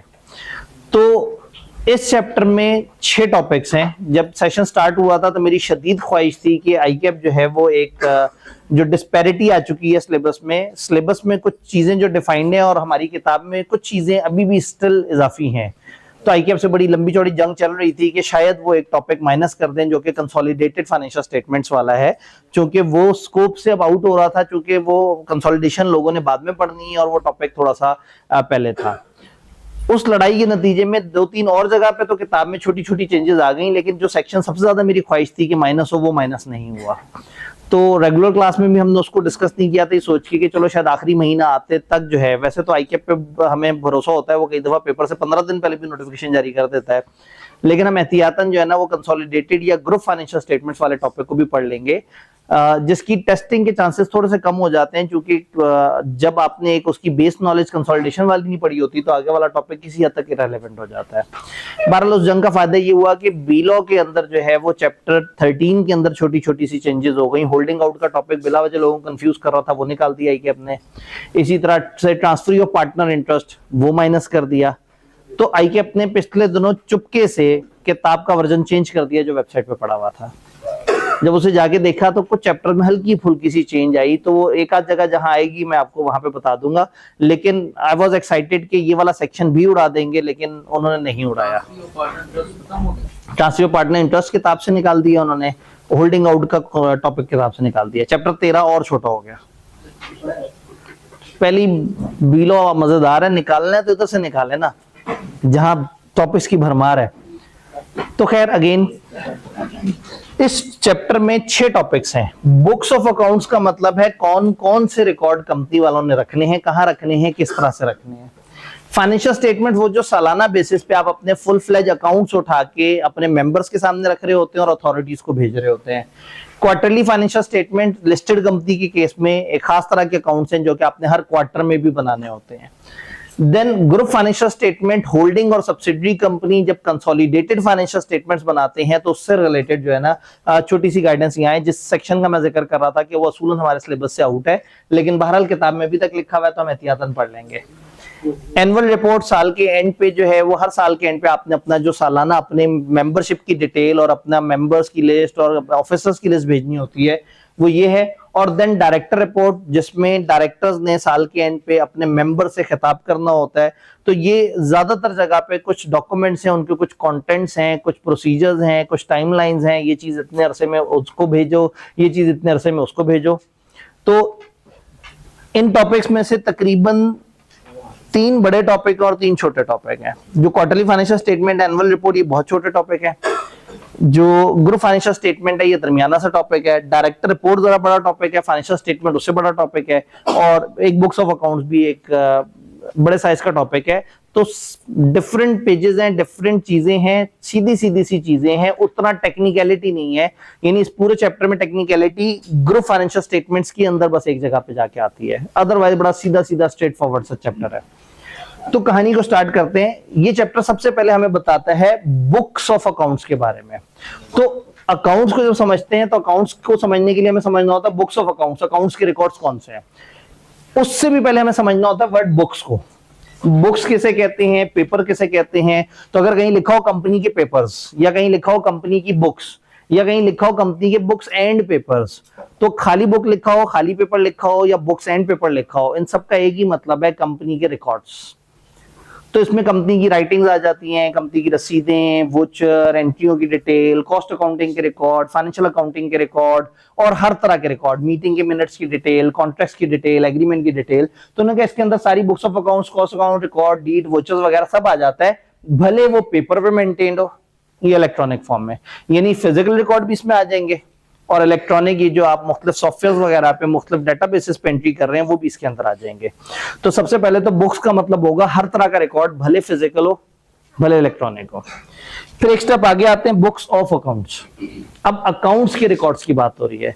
जब बुक्स ऑफ अकाउंट्स की बात आती है तो हम कहते हैं कि 4 तरह की चीजें बुक्स ऑफ अकाउंट्स में होंगी, 3 चीजें हर कंपनी में होंगी और चौथी चीज सिर्फ मैन्युफैक्चरिंग कंपनियों में होगी। जो 3 हर जगह होंगी, कंपनी के जितने भी एसेट्स हैं उनकी डिटेल, लायबिलिटीज की डिटेल, कंपनी के सेल परचेजेस वगैरह और उससे रिलेटेड जितनी भी चीजें उनकी डिटेल, और कंपनी का जो कैश इन और कैश आउट है, रिसीट्स एंड पेमेंट्स, तो उनकी डिटेल। तो cash in, cash out, income expense और एसेट्स लायबिलिटीज, ये सारे रिकॉर्ड कंपनी ने संभाल के रखने हमेशा। उसके अलावा जो मैन्युफैक्चरिंग कंपनी है, प्रोडक्शन कंपनी है, माइनिंग कर रही है, कोई भी ऐसा काम कर रही है जिसमें मैन्युफैक्चरिंग टाइप की एक्टिविटीज हैं, तो उसने एक इजाफी रिकॉर्ड रखते हैं जो कि कॉस्ट अकाउंटिंग के रिकॉर्ड है, जिसमें पर यूनिट कॉस्ट की डिटेल होनी चाहिए, मटेरियल की डिटेल हो, लेबर की डिटेल हो, ओवरहेड्स वगैरह पे कितना खर्च आया। तो बुक्स ऑफ अकाउंट्स अगर आपसे कोई पूछे क्या होते हैं तो आप कहेंगे ज्यादातर कंपनियों में 3 होते हैं, एसेट्स लायबिलिटीज, इनकम एक्सपेंस या cell purchase, receipt and payment. ये 3 हमेशा होंगे। और मैन्युफैक्चरिंग, प्रोडक्शन, इस तरह की कंपनियों के केस में एक इजाफी रिकॉर्ड भी होगा जो कि कॉस्ट अकाउंटिंग के रिकॉर्ड्स होंगे। तो सबसे पहले तो बुक्स ऑफ अकाउंट्स की डेफिनेशन आती है। फिर हम आगे इसके जनरल रूल पढ़ते हैं कि बुक्स ऑफ अकाउंट्स किस तरह की हालत में होने चाहिए। हम कहते हैं कंपनी की बुक्स ऑफ अकाउंट्स प्रॉपर होने चाहिए। प्रॉपर बुक्स ऑफ अकाउंट्स का मतलब ऐसे बुक्स ऑफ अकाउंट्स हो जिसको देख के कंपनी के बारे में पता लग रहा हो, कंपनी क्या है, कंपनी कैसे चल रही है। अगर ये फिजिकल रिकॉर्ड हो तो एलिजिबल हो, खराब ना हुए हो, फटे हुए ना हो, जले हुए ना हो, इसमें राइटिंग गंदी ना हो और सही से समझ आ रहा हो। अगर इलेक्ट्रॉनिक रिकॉर्ड हैं तो वायरस ज्यादा नहीं होने चाहिए, खराब ना हुए हुए हो, उसके अंदर कोई डिस्टॉर्शन ना आई हुई हो, तो रिकॉर्ड्स प्रॉपर हो, ऐसे प्रॉपर हो कि आप उनको देखें तो आपको एग्जैक्टली पता लग सके कि कंपनी का स्टेट ऑफ अफेयर्स क्या है, कंपनी किस तरह से चल रही है। देन ने कहा कि जो कंपनी हम प्रोडक्शन प्रोसेसिंग वगैरह कर रही है वो अलग से अपने मटेरियल लेबर वगैरह वो कॉस्ट अकाउंट की रिकॉर्ड रखेंगे, वो बात हमने पीछे पड़ी हुई थी। ये बुक्स एंड रिकॉर्ड जो है वो हार्ड कॉपी में भी हो सकता है और कंप्यूटराइज फॉर्म में भी, सॉफ्ट कॉपी में भी हो सकता है, ये बात भी हमने पहले पढ़ी थी। तो आखिरी बात ये है कि जो बुक्स ऑफ अकाउंट्स हैं ये आपने कम से कम 10 साल के लिए संभाल के रखनी है। ये 10 साल स्टार्ट होते हैं जिस साल में आप खड़े हैं, आप पिछले 10 साल का रिकॉर्ड आपके पास मौजूद होना चाहिए। तो अगर आप 2026 में हैं तो आपके पास 2026 का तो रिकॉर्ड चल ही रहा है, उससे पीछे खत्म हुए हुए जो 10 साल है उनका रिकॉर्ड आपके पास होना चाहिए। अगर कंपनी को बने कम अरसा हुआ है तो जितना भी अरसा हुआ है वो सारा रिकॉर्ड होना चाहिए। तो कंपनियों ने अपने रिकॉर्ड 10 साल तक संभाल के रखने हैं। जितनी भी तरह के बुक्स ऑफ अकाउंट्स हैं वो 10 साल तक संभाल के रखने हैं। इवन अगर एक कंपनी के बीच में वाइंडिंग अप भी शुरू हो जाए और अभी कुछ ऐसे रिकॉर्ड्स हो जिनको 10 साल पूरे ना हुए हो तो लिक्विडेटर ने भी उन रिकॉर्ड्स को संभाल के रखना है जब तक कंपनी प्रॉपर बंद नहीं हो जाती। तो इसका मतलब ये है कि ये रिकॉर्ड्स आपने हमेशा अपने पास अच्छे तरीके से प्रिजर्व करके रखने हैं, अच्छी हालत में रखने हैं और 10 साल तक आपने इनको संभाल के रखना है। ये रखना कहाँ पे है? बुक्स ऑफ अकाउंट्स का सबसे अच्छी जगह है रजिस्टर्ड ऑफिस। वही रजिस्टर ऑफिस जो आपने रजिस्ट्रार को बताया था कि ये हमारा मेन ऑफिस होगा, यहाँ पे सारी कार्रवाइयां हो रही होंगी। तो सबसे अच्छी बात है कि आप अपने बुक्स ऑफ अकाउंट्स रखें रजिस्टर्ड ऑफिस पे। बट लॉ ने ये अलाउ किया है कि अगर आपको लगे नहीं जी फलाना फैक्ट्री पे रखने में ज्यादा फायदा है, फलाना लोकेशन पे रखने में ज्यादा फायदा है, हेड ऑफिस में रखने में ज्यादा फायदा है, तो आप अपने बुक्स ऑफ अकाउंट्स की लोकेशन बदल दें और रजिस्ट्रार को इंटीमेट कर दें, उसको बता दें कि हम अपने बुक्स की जगह चेंज कर रहे हैं। तो सबसे पहला ये है कि आप रजिस्टर ऑफिस पे रख लें, नहीं तो दूसरा कोई और प्लेस पे रख दें, लेकिन 7 दिनों में रजिस्ट्रार को बता जरूर दें। डिसीजन डायरेक्टर्स ने लेना है, डायरेक्ट रजिस्ट्रार से नहीं पूछना, लेकिन रजिस्ट्रार को इन्फॉर्म जरूर करना है कि हम अपनी books of accounts registered office से उठा के फलाना जगह ले जा चुके हैं।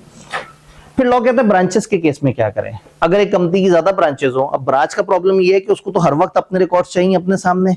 तो अगर 15-16 ब्रांचेज और हर ब्रांच पे उसके अपने रिकॉर्ड्स पड़े हुए हैं और हमने कहा था कि कंपनी की books of account register office पे होने चाहिए या किसी और प्लेस पे जो हमने तय किया वहां होने चाहिए, तो ब्रांचेस के केस में लॉ ने कह दिया कि आप ब्रांचेस के रिकॉर्ड्स ब्रांचेस पे रखें, बट उसकी पीरियोडिकल समरीज उठा के अपने रजिस्टर्ड ऑफिस या वो जो दूसरी जगह आपने चूज की हुई थी वहां पे भेजते रहें। पीरियोडिकल समरी का मतलब ये है कि आप हर हफ्ते की हफ्ते एक समरी उठा के भेज दें, इवन महीने के महीने भी भेज सकते हैं, इवन क्वार्टर के क्वार्टर भी भेज सकते हैं। ये टाइम पीरियड उन्होंने डिफाइन नहीं किया। 1984 वाले ऑर्डिनेंस में वो कहते थे कि टाइम पीरियड 3 महीने से बड़ा नहीं होना चाहिए, लेकिन 2017 में आके उन्होंने इस पीरियोडिकल टाइम पीरियड को डिफाइन नहीं किया कि कितना टाइम पीरियड, बस जो कंपनी ने इंटरवल सेट किया कि हम हर 10 दिन बाद रिकॉर्ड भेजा करेंगे या हर महीने बाद भेजा करेंगे। बैंक्स हर दिन बाद रिकॉर्ड भेजते हैं। अगर आप कभी एक बैंक में शाम के करीब जाए तो वहां पे गहमा गहमी सी होती है जी, क्लोजिंग चलने वाली है, डे एंड चलेगा, यानी उनका वो सॉफ्टवेयर वो सारी चीजें उस पूरे दिन की सारी ट्रांजैक्शन और सबको उठा के फिर हेड ऑफिस की आर्काइव्स में उसको डाल रहा होता है। तो वो डेली बेस पे उनका टाइम पीरियड है 1 डे, हर दिन के बाद उसकी समरियां भेज देते हैं। तो आपने ब्रांचेस पे अपना रिकॉर्ड रखना है और उसकी पीरियोडिकल समरीज उठा के रजिस्टर्ड ऑफिस में भेज देनी है। अगर आपने ऐसा कर दिया तो कार्रवाई आपकी तरफ से पूरी है, या रजिस्टर्ड भेज दें या वो जगह बता दें जो आपने कोई और चूज की हुई थी। देन फाइनली इसको इंस्पेक्ट कोई कर सकता है। ये जो बुक्स ऑफ अकाउंट्स आपके होते हैं, जो आपके पास रखे होते हैं अकाउंटिंग के रिकॉर्ड्स, इसमें आप हर वक्त मेंबर्स की जो वो है अमल दखल जो है आप उसमें नहीं रखते। डायरेक्टर्स कभी भी रिकॉर्ड देखना चाहे तो जाहिर है वो कंपनी के केयर टेकर हैं, वो आएंगे, वो रिकॉर्ड चेक करेंगे और कंपनी के एम्प्लॉइज पे कानूनी तौर पे वाजिब है वो डायरेक्टर्स को फैसिलिटेट करेंगे। लेकिन डायरेक्टर्स ने इंस्पेक्शन करनी है बिजनेस आवर्स में। तो अगर डायरेक्टर बिजनेस आवर से हटके फरमाइश करता है तो एम्प्लॉइज लीगली बाउंड नहीं है, लेकिन ड्यूरिंग बिजनेस आवर कोई भी डायरेक्टर कंपनी का कोई भी बुक्स ऑफ अकाउंट्स चेक करना चाहे तो वो चेक कर सकता है। अब मेंबर्स के बारे में क्या है? उन्होंने कहा मेंबर्स को ओपन परमिशन दे देंगे तो हर वक्त मेंबर्स पहुंच के कंपनी का टाइम बर्बाद करते रहेंगे। डायरेक्टर्स इन्हीं के तो नुमाइंदे हैं, तो डायरेक्टर्स अगर चेक कर रहे हैं अकाउंट्स तो ठीक है, मेंबर्स ने डायरेक्टर्स को अपॉइंट किया है, तो मेंबर्स को ओपन परमिशन नहीं है। तो इसका क्या मतलब हुआ? क्या मेंबर अपनी कंपनी में कुछ भी नहीं देख सकेंगे? जवाब ये है कि जहां लॉ कह देगा कि ये रिकॉर्ड आप चेक कर सकते हो, वहां मेंबर के पास इख्तियार है वो वाला रिकॉर्ड चेक कर सकते हैं। जहां डायरेक्टर्स अपनी मीटिंग में एक पॉलिसी बना देंगे कि मेंबर फलाना फलाना चीज देख सकते हैं वो भी, या जहां कंपनी की जनरल मीटिंग हो रही है और वहां एक पॉलिसी बन जाती है कि फलाना फलाना रिकॉर्ड मेंबर्स देख सकते हैं, तो फिर वो देख सकते हैं। इसका मतलब है बाय डिफॉल्ट मेंबर्स के पास पावर नहीं है कि वो देख सके, लेकिन लॉ कह दे डायरेक्टर्स की मीटिंग में पॉलिसी बन जाए या मेंबर्स की मीटिंग में पॉलिसी बन जाए, तो जो बनेगी हम उसको फॉलो करेंगे। फिलहाल मेंबर्स को ओपन परमिशन, एब्सोल्यूट राइट नहीं है कि वो रिकॉर्ड चेक कर सकें, डायरेक्टर्स को ये राइट है। और अगर डायरेक्टर मुल्क से बाहर रखी हुई किसी ब्रांच के रिकॉर्ड देखना चाहे तो लोग कहता है वो भी हम आपको पाकिस्तान अवेलेबल कर देंगे ताकि आप उसको भी देख सकें। यानी वो कहने का मतलब ये था कि बाहर मत आ जाना उन रिकॉर्ड्स का बहाना बना के कि जी ये दूसरे मुल्क में रखे हुए हैं, तो कहें यार वो जो है ना हमारे जो सिंगापुर में जो रिकॉर्ड रखे हुए हैं ना वो जाके देखने हैं कि वो वहां पे पड़े हैं या नहीं पड़े, अपनी आंखों से देखना है। तो दूसरे मुल्क के रिकॉर्ड जो है वो आपको पाकिस्तान उसकी समरी भेज दी जाएगी और पाकिस्तान में आप उसकी इंस्पेक्शन करके समझ जाएंगे कि हाँ भाई इंस्पेक्शन ओके है। बुक्स ऑफ अकाउंट्स नामी टॉपिक में कोई कंफ्यूजन, कोई सवाल? क्या ये टॉपिक और इसके अंदर जो जो बात है सबको समझ आ रही है?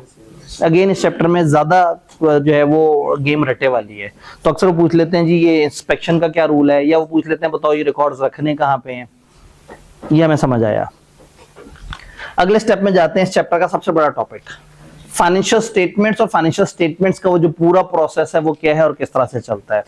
सबसे पहले फाइनेंशियल स्टेटमेंट्स की डेफिनेशन है, जो अकाउंटेंट्स के सामने दिखाना जो है ना वो उनको शर्मिंदा करने वाली बात है। अकाउंटेंट से पूछना चाहिए ये तो फाइनेंशियल स्टेटमेंट में वो 5 फाइनेंशियल स्टेटमेंट जो मशहूर जमाने हैं वो क्या है? Statement of financial position, statement of comprehensive income, statement of cash flows, change in equity और नोट्स और अदर एक्सप्लेनेटरी मटेरियल वगैरह। तो इन्होंने डेफिनेशन में पहले तो वही 5 बातें जिनका आप जिक्र कर रहे हैं वो लिखी। उसके बाद कह दिया कंपैरेटिव। याद है कंपैरेटिव क्या होता है? वो जो पिछले साल का इंफॉर्मेशन आ रही होती है, और जब थक गए तो कह दिया एनी अदर एज में बी प्रिस्क्राइब। तो फाइनेंशियल स्टेटमेंट्स में वो 5 बातें plus comparative plus any other statement as में भी प्रिस्क्राइब्ड होता है। तो कई दफा इतनी बेसिक बात के ऊपर भी खामखा डेफिनेशन दे देते हैं, और मैं अक्सर कहता हूं कि इस तरह की डेफिनेशन देख के बंदा सोचता है यार ये कौन सी डेफिनेशन, ऐसी डेफिनेशन थोड़ी पूछता होगा आईकैप। तो फिर मैं उन्हीं को खुद ही बता देता हूं कि आईकैप ने पूछी हुई है। तो मर्जी है आईकैप की। नहीं 3 नंबर, ढाई नंबर, शायद 5 नंबर की 2 डेफिनेशन थी या 6 की 2 थी, जिनमें से एक फाइनेंशियल स्टेटमेंट थी। तो फाइनेंशियल स्टेटमेंट समझ आइए।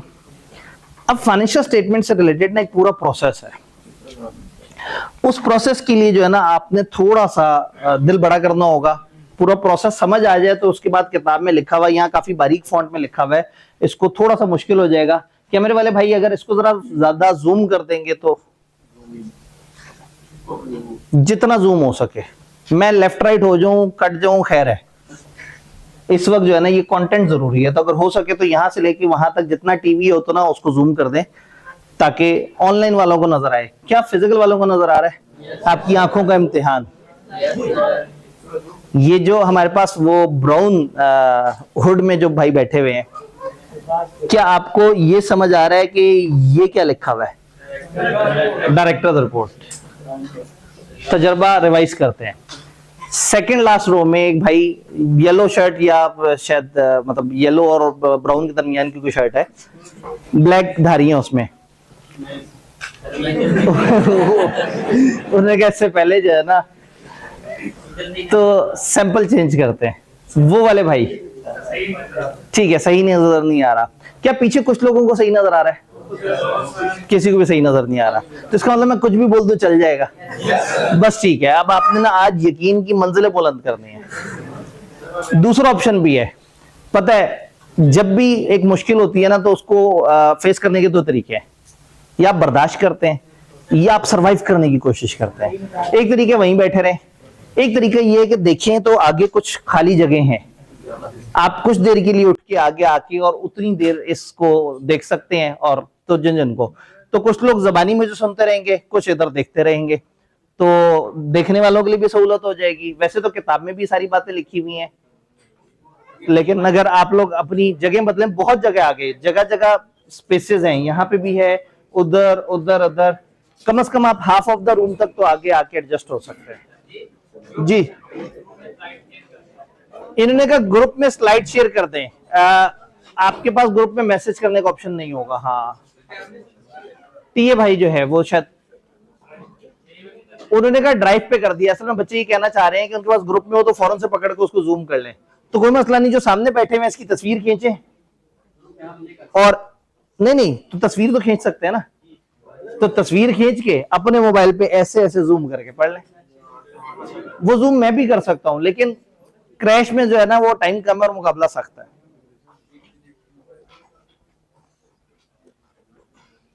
ठीक हो गया जी, और मैं तस्वीर के बीच में आ गया, खराब हो गई तस्वीर। अब प्रोसेस क्या है देखें, फाइनेंशियल स्टेटमेंट्स में ना एक स्टेप बाय स्टेप प्रोसेस है। किताब ने क्या किया, उसने सेक्शंस अलग अलग उठा के लिख दिए हैं, बट एक पूरा फ्लो है जो शुरू से लेके एंड तक है। मैं वो फ्लो आपको बताता रहूंगा और फिर उस फ्लो को हम एक दफा इंग्लिश में भी पढ़ लेंगे। सबसे पहले प्रिपरेशन होती है फाइनेंशियल स्टेटमेंट्स की। कंपनी वाले फाइनेंशियल स्टेटमेंट्स बनाते हैं। ये जो फाइनेंशियल स्टेटमेंट्स बनाते हैं ये पहली दफा 12 महीने की नहीं होती, उसके बाद हमेशा ये 12 महीने की होती है। यानी हर साल आप जब अकाउंट्स बनाएंगे तो वो 12 महीने के होंगे, लेकिन कंपनी जरूरी तो नहीं, अगर फर्स्ट करें ईयर एंड हमारा 30 जून, तो जरूरी थोड़ी है कि हर कंपनी 1 जुलाई को पैदा हुई हो। तो हो सकता है कोई नवंबर में स्टार्ट हुई हो, कोई अक्टूबर में स्टार्ट हुई हो, कोई मई में स्टार्ट हुई हो। तो जो कंपनी पहली दफा अकाउंट्स बनाएगी वो 12 महीने के नहीं होंगे। उसके बाद हर साल वो 12 महीने के अकाउंट्स बनाएगी। तो इसका मतलब पहले अकाउंट जो उसकी डेट ऑफ इनकॉर्पोरेशन से लेके ईयर एंड तक होंगे। तो हो सकता है उसकी डेट ऑफ इनकॉर्पोरेशन हो अक्टूबर, तो वो अक्टूबर से लेके अगले साल जून तक अकाउंट्स बना ले। ये भी हो सकता है कि उसकी डेट ऑफ इनकॉर्पोरेशन हो 10 जून, तो वो 10 जून से इस 30 जून पे क्लोजिंग ना करे, 12 महीने और 20 दिन गुजारने के बाद क्लोजिंग कर ले। लॉ ने पहली दफा आपको गुंजाइश दी हुई होती है, अगर आप 16 महीने तक भी मेंबर्स के सामने अकाउंट्स रख देंगे तो काम चल जाएगा। तो जो पहले अकाउंट्स हैं याद रहे कि वो कहलाएगा तो फर्स्ट ईयर, लेकिन वो पूरा ईयर नहीं होगा।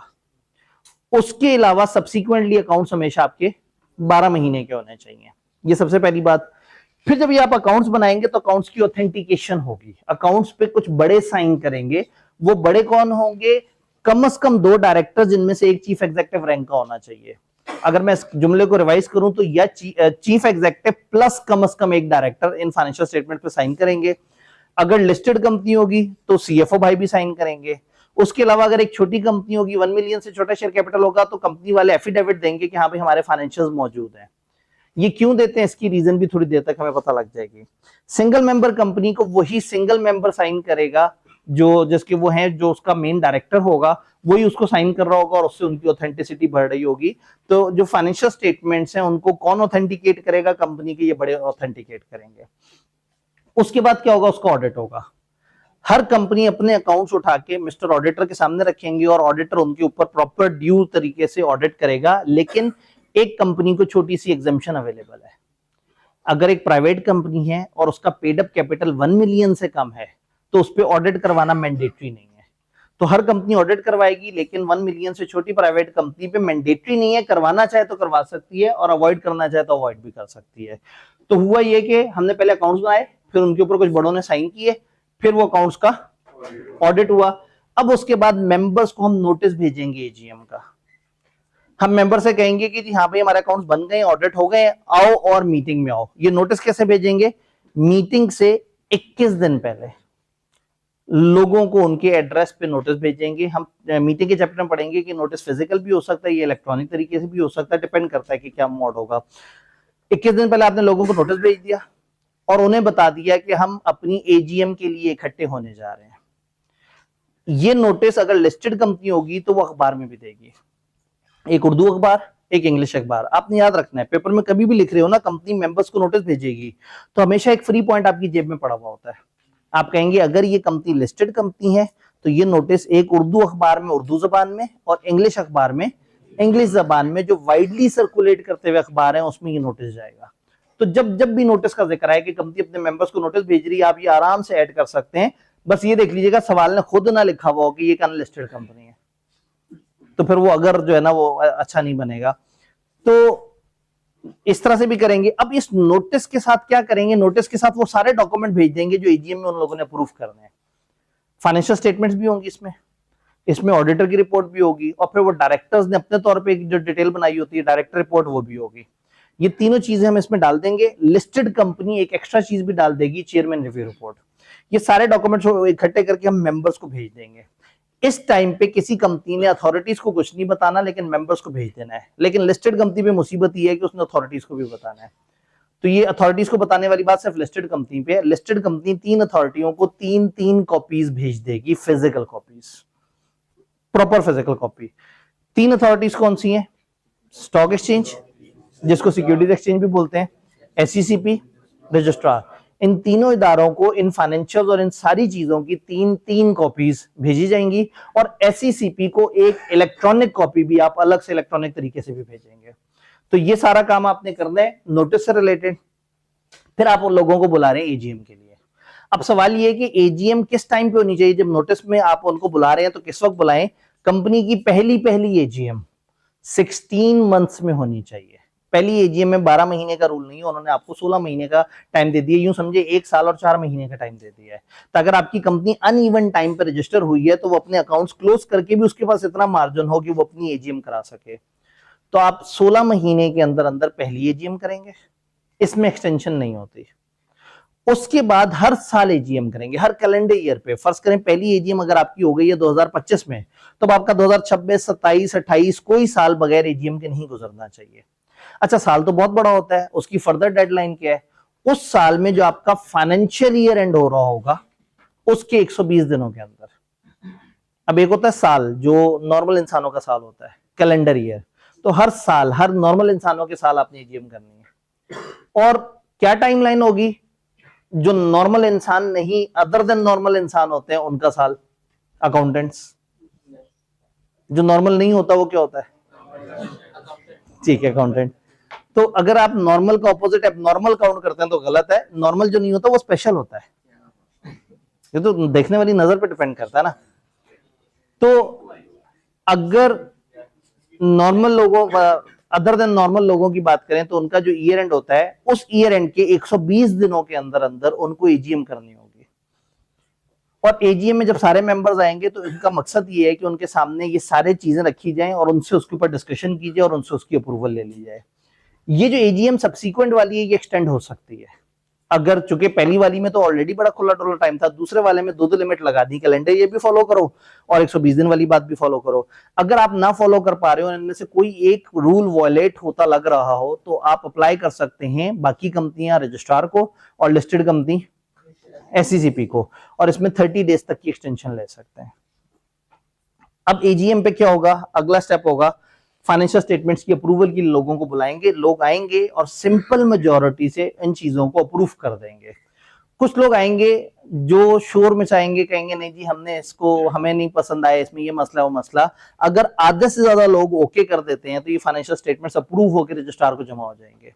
और अगर अप्रूव नहीं भी होते तो भी रजिस्ट्रार को हम जमा करेंगे, लेकिन साथ में बताएंगे कि जो फाइनेंशियल हम आपको भेज रहे हैं ये अप्रूव नहीं हुए, हमारी कंपनी के मेंबर्स ने इनको ओके नहीं किया हुआ।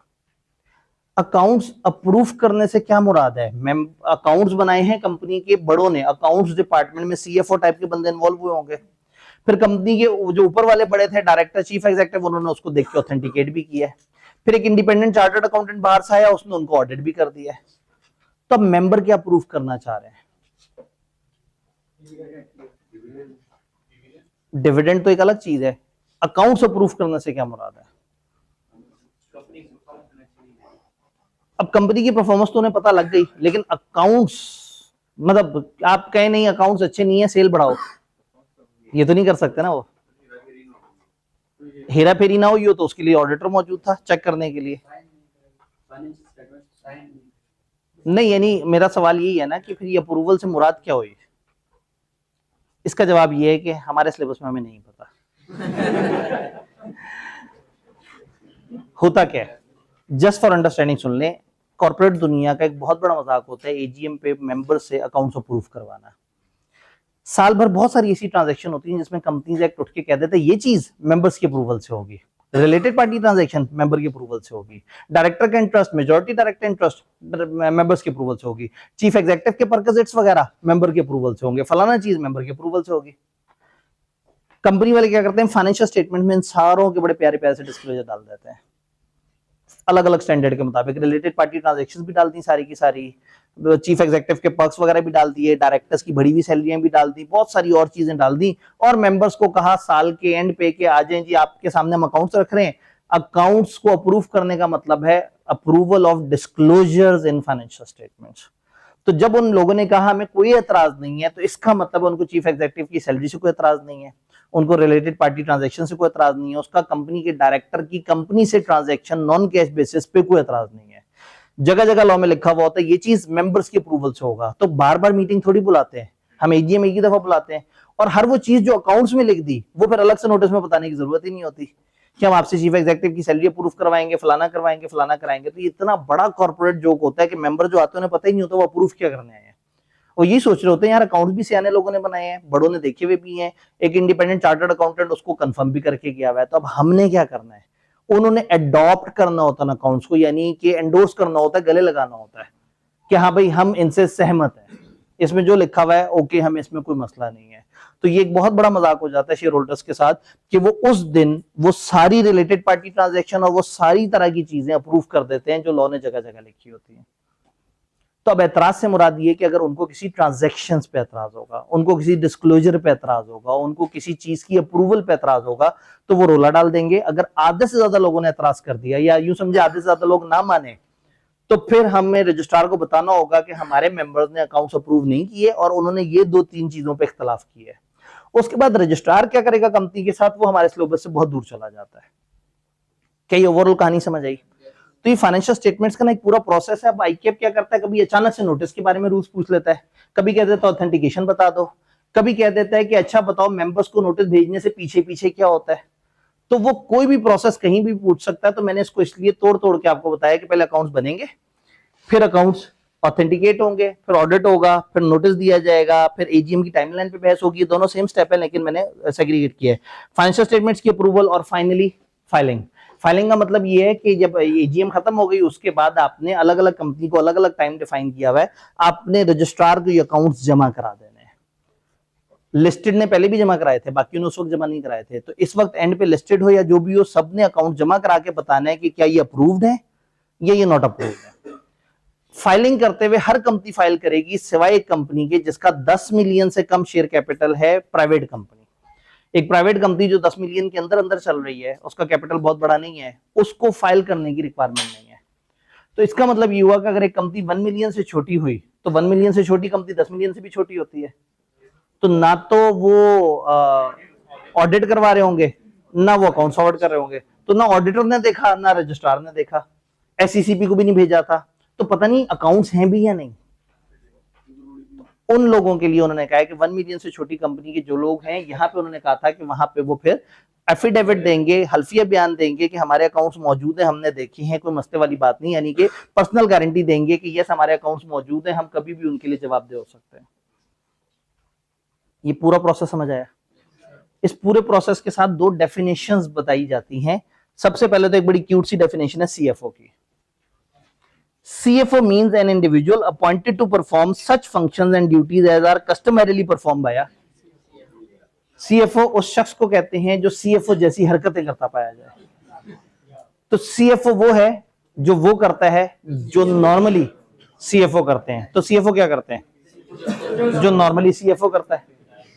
तो उन्होंने कहा कि भाई आप, कहने का मतलब ये है कि हो सकता है आप उसे कहें हेड अकाउंटेंट, और वो हरकतें वो कर रहा है जो CFO करता है, तो हम उसको कानून की जुबान में क्या कहेंगे?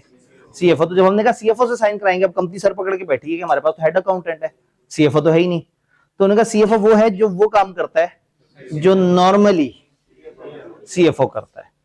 उनको खुद भी नहीं पता नहीं क्या करता है। तो उन्होंने कहा बस CFO वो होगा जो वो काम करे जो ज्यादातर CFOs के जिम्मे आते हैं। दूसरा year, financial year. Financial year के बारे में लॉ ये कहता है कि फाइनेंशियल ईयर एक ऐसे ईयर को कहते हैं जो भले ईयर हो या ना हो। बड़ा मजे लेके हमें डेफिनेशन समझाने लगे तो और खुद उलझ गए।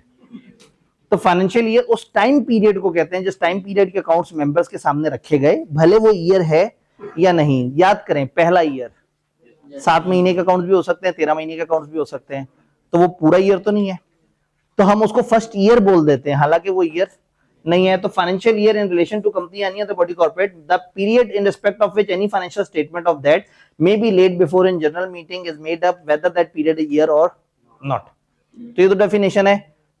गुंजाइश है टाइम में मैं एक दफा तेजी से इसकी इंग्लिश भी पढ़ देता हूं। कहानी तो आपको समझ आ गई है। प्रिपरेशन ऑफ फाइनेंशियल स्टेटमेंट में लिखा हुआ है company should not prepare accounts for more than 12 months on application of company. Registrar चाहे तो इस पीरियड को एक्सटेंड कर सकते हैं। अगर आपको लगे कि 12 महीने से ऊपर जाना है, रजिस्ट्रार से पूछना पड़ेगा। इस प्रोसेस में आपको प्रोसेस ध्यान में रखना है, एक्सेप्शन ध्यान में रखनी है और लिस्टेड कंपनी की एक्स्ट्रा बातें ध्यान में रखनी है। तो एक तो आपने चीजें समझ के ये देख लेना है कि कुछ जगह कुछ रूल्स में एक्सेप्शन है, तो एक्सेप्शन को अलग से हाईलाइट कर लेना है, और जब लिस्टेड कंपनी आएगी तो उसकी कुछ इजाफी बातें होंगी जो बाकियों ने नहीं फॉलो करनी होंगी, वो सब एक ही स्क्रीन पे लिखा हुआ है। ऑथेंटिकेशन, डायरेक्टर ऑथेंटिकेट करते हैं इनको अपनी मीटिंग में, चीफ एग्जीक्यूटिव और कम से कम एक डायरेक्टर इसको साइन करता है, और लिस्टेड कंपनी में सीएफओ भी साइन करता है। चीफ एग्जीक्यूटिव अगर इतने अहम मौके पे मुल्क से बाहर है तो फिर उसकी जगह को और डायरेक्टर साइन करेगा, तो फिर कम से कम 2 डायरेक्टर साइन करेंगे। प्राइवेट कंपनी जिसका पेड अप कैपिटल 1 मिलियन तक है, फाइनेंशियल स्टेटमेंट्स के साथ एक एफिडेविट लगा हुआ होगा, चीफ एग्जीक्यूटिव अगर उसने साइन किए, नहीं तो कोई डायरेक्टर, अगर 2 डायरेक्टर्स ने साइन किए हैं कि financial statement have been approved by the board, और सिंगल मेंबर कंपनी का जो फाइनेंशियल स्टेटमेंट्स है वो वही उसका एक डायरेक्टर साइन करेगा। ये फाइनेंशियल स्टेटमेंट्स को आपने अपने मेंबर्स के सामने एजीएम करा के नहीं रखना होता है। एजीएम में रिलैक्सेशन है, सिंगल मेंबर कंपनी अपने पूरे मेंबर्स को, सारे के सारे मेंबर्स को सालाना इकट्ठा नहीं करेगी। क्या ख्याल है? क्योंकि वो एक ही बंदा है, तो अकाउंट्स बनाने और ऑडिट करने की रिक्वायरमेंट तो है उसके ऊपर, लेकिन उसको इस तरह से ये जो आगे वाले सारे स्टेप्स हैं ये सिंगल मेंबर कंपनी पे एप्लीकेबल नहीं है। ऑडिट, ये अकाउंट्स ऑडिट होंगे और ऑडिट रिपोर्ट भी अकाउंट्स के साथ अटैच होगी।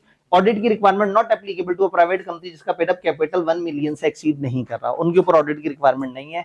नोटिस, इन फाइनेंशियल स्टेटमेंट्स की कॉपी प्लस ऑडिटर की रिपोर्ट प्लस डायरेक्टर की रिपोर्ट प्लस लिस्टेड में चेयरमैन रिव्यू रिपोर्ट, ये तमाम मेंबर्स को मीटिंग से 21 दिन पहले भेज दी जाएगी। लिस्टेड कंपनी कम से कम 3 कॉपीज इन डॉक्यूमेंट की एसईसीपी रजिस्ट्रार स्टॉक एक्सचेंज को भी भेजेगी, और एक कॉपी जो इलेक्ट्रॉनिकली भी भेज दी जाएगी एसईसीपी को लिस्टेड कंपनी की तरफ से। टाइमलाइन एजीएम की क्या, once in every calendar year director ने ये मीटिंग करनी है और 120 days of close of financial year करनी है। एसएमसी पे एप्लीकेबल नहीं है, सब्सिक्वेंट वाला हो गया। फर्स्ट अकाउंट्स के केस में shall be presented general meeting with in 16 month. Company 30 days की एक्सटेंशन के लिए अप्लाई कर सकती है लिस्टेड एससीसीपी को और बाकी रजिस्ट्रार को। अप्रूवल अकाउंट, अगर general meeting does not adopt these accounts and report the fact shall be mention to registrar along with such copies. फिर फाइल करना है, company shall send 1 copy of adopted financial statement signed as per जो requirement है। Registrar को listed company के case में 30 दिन में भेजनी है और बाकी कंपनियों के केस में 15 दिन में। ये filing requirement shall not apply to a private company having paid up capital not exceeding 10 million और सच हायर अमाउंट, जो बाद में कल को एससीसीपी को और टाइम अमाउंट बता दे तो वो, अदरवाइज इस वक्त जो रिक्वायरमेंट है वो 10 मिलियन की है। तो क्या हमें फाइनेंशियल स्टेटमेंट्स की सारी कहानी समझ आ रही है? तो इसमें छोटे छोटे से मल्टीपल टॉपिक्स थे, लेकिन हमने उसको एक सीक्वेंस में जोड़ने की कोशिश की। यहाँ पे अगर कोई 1-2 सवाल हैं तो मुझे बताएं, फिर हम आगे चलते हैं। सर एक क्वेश्चन आपने यहाँ पे बताया था कि जी एजीएम के अंदर जब उनको बुलाते हैं मेंबर को तो अप्रूवल लेते हैं हम, ठीक है, तो उसके अंदर उन्होंने ये अप्रूव करना होता है कि थर्ड पार्टी जो ट्रांजैक्शन है वो उनके मतलब मेंबर्स ने वो अप्रूव करना होता है जो अकाउंट्स में डिस्क्लोजर्स आ रहे होते हैं। सारा कुछ है। हाँ बिल्कुल। जब हमने थर्ड पार्टी ट्रांजैक्शन वगैरह, रिलेटेड पार्टी ट्रांजैक्शन वगैरह जो भी उसके अंदर मैनेज की थी, उसके लिए हमें 75% मेजॉरिटी के साथ उसे अप्रूव करवाया है। ठीक है, लेकिन यहाँ पे आपने बताया कि 50% भी हो तो वो नल एंड वॉइड हो जाएगी और ये कंसीडर की जाएगी। अब अगेन देखिए, वो जो 75% मेजॉरिटी के साथ अगर ऑलरेडी अप्रूव हो चुका है वो इसके स्कोप में नहीं आ रहा। जो स्पेशल रेजोल्यूशन वाली चीजें, स्पेशल रेजोल्यूशन होती तब है जब मेंबर्स की मीटिंग बुलाई जाती है और मेंबर्स उसके अंदर डिसीजन लेते हैं। लेकिन ये वो चीजें हैं जो मेंबर्स ने अप्रूव करनी थी और अभी तक उनके सामने नहीं आई थी, तो फिर क्या किया, अकाउंट्स के अंदर सारी चीजों को डिस्क्लोजर डाल दिया। एक अकाउंटिंग स्टैंडर्ड है, पता नहीं क्यों हमारे सिलेबस में नहीं है, IAS 24 रिलेटेड पार्टीज की अकाउंटिंग की बात करता है। उसका ऑडिट का स्टैंडर्ड तो है हमारे सिलेबस में, लेकिन उसकी अकाउंटिंग का स्टैंडर्ड पता नहीं क्यों नहीं डाला हुआ इन्होंने। तो वो उस स्टैंडर्ड के अंदर ये स्पेसिफिकली लिखा हुआ है कि आपने रिलेटेड पार्टी ट्रांजैक्शन से रिलेटेड कौन कौन सी चीजें अपने फाइनेंशियल्स में डिस्क्लोज करनी है। और जब आपके मेंबर्स ओके कर देंगे तो मान लिया जाएगा कि आपके मेंबर्स ने फाइनेंशियल्स पढ़े हुए हैं और उनको उसमें लिखी हुई बातों पर कोई एतराज नहीं। कोई और सवाल? आप जूम आउट कर सकते हैं आप जी।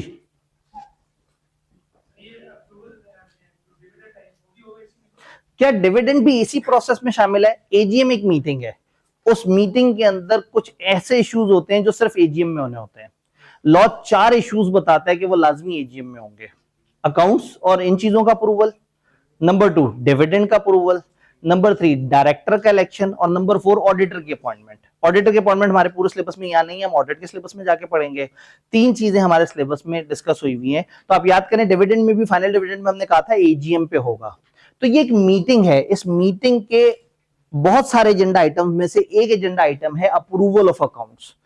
चूंकि हम फाइनेंशियल स्टेटमेंट्स पढ़ रहे हैं तो इस वक्त हम फाइनेंशियल स्टेटमेंट्स के कॉन्टेक्स्ट में सारी बात कर रहे हैं, लेकिन इस मीटिंग में कुछ और बातें भी हो रही होती हैं। इस मीटिंग के बारे में मजीद इंशाल्लाह हम जानेंगे मीटिंग्स के चैप्टर में जाके। जी ऑल क्लियर? ये हो गए फाइनेंशियल स्टेटमेंट्स। जब ये खत्म हो जाता है तो फिर चैप्टर में बचता ही कुछ नहीं, फिर इजी हो जाता है चैप्टर। लेकिन चूंकि हम कंसोलिडेटेड फाइनेंशियल स्टेटमेंट के जिक्र भी करेंगे तो उसके लिए मैं थोड़ा सा मार्जिन रखना चाहूंगा टाइम का। Quarterly financial statements, listed companies को लॉ ने ये वाजिब कर दिया कि आपने हर क्वार्टर में फाइनेंशियल स्टेटमेंट्स बनानी है। कंपनियों पे पहले मुसीबत ये थी कि 12 महीने में एक दफा अकाउंट्स लाजमी बनाओ, तो लिस्टेड को और ज्यादा अजियत दे दी कि आपने हर क्वार्टर में फाइनेंशियल स्टेटमेंट बनानी है। अब चौथे क्वार्टर में तो चलो ओवरऑल क्वार्टर क्या होता है, 3-3 महीने, जो साल को आप 4 हिस्सों में डिवाइड कर लें, तो जब चौथा क्वार्टर होगा तो टेक्निकली साल खत्म हो चुका होगा, तो उस वक्त तो फाइनेंशियल स्टेटमेंट बन रही हैं। इसका मतलब we are talking about 3 quarters, पहला, दूसरा और तीसरा। अच्छा, जब दूसरा क्वार्टर आता है ना तो ये सोचते हैं यार आधा साल गुजर के काम करते हैं, आधे साल के अकाउंट्स बना लेते हैं। तो टेक्निकली दूसरा क्वार्टर भी क्वार्टर नहीं है, इसको हाफ ईयरली अकाउंट्स कहते हैं। तो लिस्टेड कंपनी को उन्होंने कहा है कि आपने अपने क्वार्टर्स के अकाउंट्स बनाने हैं। पहला और तीसरा क्वार्टर 3-3 महीने के अकाउंट्स होंगे। सेकंड क्वार्टर, क्वार्टर के नहीं 2 क्वार्टर जोड़ के अकाउंट्स बनाएंगे जिसको हम हाफ ईयरली अकाउंट्स कहेंगे। और एंड पे आपको पता है कि 12 महीने के इकट्ठे अकाउंट्स बनते हैं जिनको हम फाइनल अकाउंट्स कहते हैं। तो final accounts, half yearly accounts और क्वार्टरली अकाउंट्स। क्वार्टरली अकाउंट्स की लाइफ है 3-3 महीने, फाइनल की 12 महीने और जो हाफ ईयरली है उसकी 6 महीने। देन वो ये कहते हैं कि ये जो फाइनल का आपको पता है ये हमने ऑडिट कराना होता है। ये जो पहला और तीसरा क्वार्टर है ना इसको ऑडिट करवाना है ना रिव्यू करवाना है। लेकिन जो हाफ ईयरली फाइनेंशियल स्टेटमेंट्स है वो कहते हैं इसका रिव्यू करवाओ। आईकैप और एससीसीपी ने मिलकर जो एक फ्रेमवर्क बनाया हुआ है उसके मुताबिक इसका लिमिटेड स्कोप रिव्यू होता है। ऑडिट से थोड़े हल्के लेवल की एक्टिविटी होती है, इसमें कम प्रोसीजर्स होते हैं और हम तेजी से चीजों को देख रहे होते हैं। तो हाफ ईयरली को हमने रिव्यू करवाना है, फुल ईयर को ऑडिट करवाना है, और पहला और तीसरा क्वार्टर ना ऑडिट करवाना है ना रिव्यू। अपनी शौक से पसंद से करवाएं तो मर्जी है, लॉ ने पाबंदी नहीं की। अब ये अकाउंट्स हमने क्या करने हैं, अकाउंट्स बना के मेंबर्स को उसी तरह से भेजने हैं। लॉ ने का नहीं, आपने इतना ज्यादा एक्सटेंसिव काम नहीं करना, अकाउंट्स बनाओ और वेबसाइट पे रख दो। अब अगर एक मंथ खत्म हुआ और पूरा क्वार्टर खत्म हुआ तो जाहिर है अकाउंट्स की फाइनलाइजेशन में 8, 10, 12 दिन लग सकते हैं।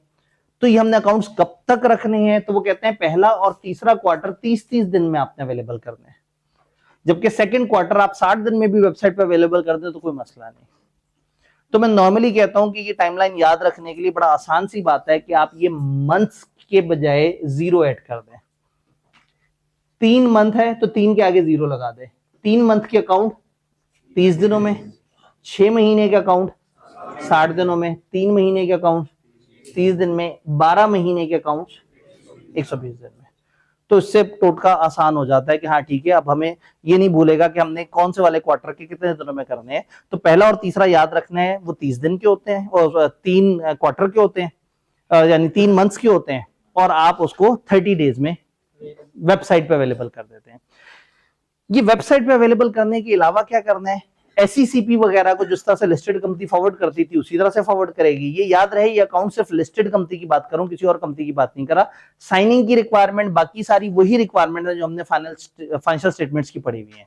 तो वही लोग साइन करेंगे, उसी तरह से सारा कुछ होगा। लेकिन इसमें अब वो रजिस्ट्रार और वो सारी चीजों को इतना ज्यादा आप इन्वॉल्व उस तरह से नहीं कर रहे होते, आप बस अपने हिसाब से एससीसीपी को जमा करा रहे होते हैं इलेक्ट्रॉनिकली, और इसी तरह से आपके पास यहां पे भी इलेक्ट्रॉनिकली जमा हो रहा होता है। उधर क्या होता था, फिजिकल कॉपीज भेजते थे, यहां हम इलेक्ट्रॉनिक कॉपी भेज रहे हैं और वेबसाइट पे भी इलेक्ट्रॉनिक कॉपी रख रहे हैं। इसका मतलब है कि कंपनियों का वो जो बहुत ज्यादा खर्चा हो सकता था इन अकाउंट्स को बनाने में, इन अकाउंट्स को प्रेजेंट करने में, ये अकाउंट्स मेंबर्स के घर भेजने में, वो खत्म हो गया। अभी भी कोई भूला भटका मेंबर कहता है भाई मुझे तो अकाउंट्स फिजिकल में ही चाहिए, तो फ्री ऑफ कॉस्ट उसके घर डिलीवर करेंगे। क्योंकि मेंबर का असल हक है कि वो अपनी कंपनी के फाइनेंशियल्स देखना चाहे तो देख सकता है। तो इन्होंने वेबसाइट की ऑप्शन से उसको रिप्लेस कर दिया है कि हम अपनी वेबसाइट पर रख देंगे, लेकिन अगर कोई कहेगा कि मुझे चाहिए तो फिर उसको पैसे भी नहीं देने पड़ेंगे, उसको फाइनेंशियल्स की कॉपी फ्री ऑफ कॉस्ट मिल जाएगी। क्या इन अकाउंट्स में एक्सटेंशन हो सकती है, हमने पढ़ा पहला, दूसरा, तीसरा क्वार्टर, इसमें सिर्फ पहले क्वार्टर में एक्सटेंशन अलाउड है, और वो भी तब अलाउड है जब पिछले साल की एजीएम एक्सटेंड हुई हो। मैं अक्सर इस चीज को मैथमेटिकली कैलकुलेट करवाता हूं। फॉर एग्जांपल जून 30 में 2025 खत्म हुआ तो उसकी एजीएम होनी चाहिए 120 दिनों में, ये 28 अक्टूबर बनती है टू बी प्रिसाइज। और 1 जुलाई से एक क्वार्टर स्टार्ट होगा 2026-25 के 1 जुलाई से क्वार्टर भी स्टार्ट हो रहा होगा। 1 जुलाई से स्टार्ट होने वाले क्वार्टर के 3 महीने क्या होंगे? जुलाई, अगस्त, सितंबर। तो सितंबर की 30 को जो क्वार्टर खत्म हुआ वो हमने 30 दिनों में वेबसाइट पे रखना है। तो कौन सी तारीख आ गई? 30 अक्टूबर। और पिछले साल के एनुअल अकाउंट्स लोगों को कब दिखाने हैं? उसकी मैक्सिमम 28 डेडलाइन है और इसकी। तो ज्यादातर क्या होता है कि अगले साल के पहले क्वार्टर के अकाउंट्स पिछले साल के फाइनेंशियल स्टेटमेंट्स के साथ इकट्ठे ही आ रहे होते हैं। अब कितना मजा आए कि पिछले साल की फाइनेंशियल स्टेटमेंट डिले हो जाए 1 महीना। अब लोगों को अगले साल का पहले अकाउंट्स मिल गए हैं, क्वार्टरली अकाउंट्स, और पिछले साल के फाइनेंशियल्स नहीं मिले, तो वो अजीब सा मामला हो जाएगा। तो ये ओनली रीजन है जिसपे इन अकाउंट्स को एक्सटेंशन अलाउड है। आप फर्स्ट क्वार्टरली अकाउंट्स में एक्सटेंशन कर सकते हैं अगर प्रीवियस ईयर एजीएम भी एक्सटेंड हुई थी। तो this is the only reason जिसपे आप पहले वाले क्वार्टर को एक्सटेंड कर सकते हैं, बाकी क्वार्टर्स में एक्सटेंशन की ऑप्शन नहीं है। एक्सटेंड कहां तक कर सकते हैं? अगेन वही मैक्सिमम 30 डेज वाला रूल जो हमारे पास है, क्योंकि एजीएम भी ज्यादा से ज्यादा कितनी एक्सटेंड हो सकती है? 30। और हमने इसकी तो बात ही नहीं की, इसकी बात भी नहीं की। मैं सिर्फ पहले क्वार्टर की बात कर रहा हूं और सिर्फ एक ही रीजन की बात कर रहा हूं जी। दोनों 30 डेज एक्सटेंड हो जाए कोई मसला नहीं। यानी कि अब उन्होंने इतनी गुंजाइश दे दी कि आप दोबारा से वो वाला काम कर सकते हैं जो पहले होना था कि दोनों अकाउंट्स इकट्ठे अवेलेबल हो जाए। क्या क्वार्टरली अकाउंट्स और उससे रिलेटेड बात समझ आई? एक छोटा सा टॉपिक और ऐड करते हैं ताकि हमें हौसला हो कि हमने 4 टॉपिक्स कर लिए। ये तो पास पेपर तक पहुंच गए। वीडियोस में आपको ये मैं बैठ के ये सारे निशान लगाता हुआ नजर आ रहा होगा, पता नहीं आप लोग वीडियोस देख भी रहे हैं या नहीं। एनुअल रिटर्न, सालाना गोशवारे। ये एनुअल अकाउंट्स नहीं बोला मैंने, एनुअल रिटर्न। टैक्स रिटर्न सुना है? टैक्स के सालाना आप डिटेल्स भेज रहे होते हैं। इसी तरह से कंपनी की एनुअल रिटर्न से मुराद है कंपनी अपनी इंफॉर्मेशन सालाना बेसिस पे जमा करा रही होती है, अदर देन अकाउंट्स। भाई अकाउंट्स में आप बताते हैं हमारा रेवेन्यू इतना है, हमारे एसेट्स इतने, हमारी लायबिलिटीज इतनी है। इसमें आप सालाना अपडेट कर रहे होते हैं अथॉरिटीज को कि हमारे ये शेयर होल्डर्स हैं, ये डायरेक्टर्स हैं, ये हमारे ऑफिसर्स हैं, ये फलाना हमारा ऑडिटर है, ये फलाना हमारा कंपनी सेक्रेटरी है, हमारे इतने डिबेंचर होल्डर्स हैं, हमारा रजिस्टर्ड ऑफिस आज भी फलाना जगह पे मौजूद है, हमारा ये मामला ऐसे और ये मामला ऐसे है। यानी आपने साल के साल अपडेट करने हैं अथॉरिटीज को। तो टेक्निकली हर साल एजीएम हो जाने के बाद आप अपने पिछले साल की जो क्युमुलेटिव इंफॉर्मेशन है वो जमा कराते हैं as at date of AGM. जिस दिन एजीएम हुई है उस दिन आपके कौन कौन से मेंबर थे, कौन कौन डिबेंचर होल्डर थे, उस दिन डायरेक्टर कौन था, उस दिन फलाना कौन था, उस दिन ये ऑफिसर कौन थे, उस दिन आपका रजिस्टर्ड एड्रेस क्या था। तो आप हर साल अपनी कुछ इंफॉर्मेशन अपडेट करके उनको भेज रहे होते हैं। ये इंफॉर्मेशन उस दिन अपडेट नहीं करनी है, कहीं ना कहीं आपके रजिस्टर्स में पहले से मौजूद होनी चाहिए और आपने सालाना बेसिस पे ये इंफॉर्मेशन जमा करानी है एजीएम के बाद, लेकिन एज एट एजीएम वाले दिन तक की अपडेटेड इंफॉर्मेशन जो कि आप एजीएम के बाद कुछ दिनों में उनको जमा करा रहे होंगे। अब जो हैविंग शेयर कैपिटल कंपनी वो एक अलग फॉर्मेट फॉलो करेंगी, जो नॉट हैविंग शेयर कैपिटल है वो अलग फॉर्मेट फॉलो करेंगी। ना वो फॉर्मेट सिलेबस में, ना ये फॉर्मेट सिलेबस में। तो फिर सिलेबस में क्या है? सिलेबस में ये है कि भाई आप ये जमा कराया करेंगे एनुअल रिटर्न। अगर फर्ज करें अगला साल आता है और आपके सारे रिकॉर्ड वही हैं, शेयर होल्डर्स भी वही हैं, डायरेक्टर भी वही है, ऑडिटर भी वही है, हर चीज वही है, रजिस्टर ऑफिस भी वही है, तो फिर आपको दोबारा से ये रिटर्न जमा कराने की जरूरत नहीं है। आप उनको एक खत लिख दें, उनसे कहें कि हमारी पिछली ही रिटर्न आपके लिए एप्लीकेबल है, हम इस दफा इसमें कोई अपडेट नहीं हुई है।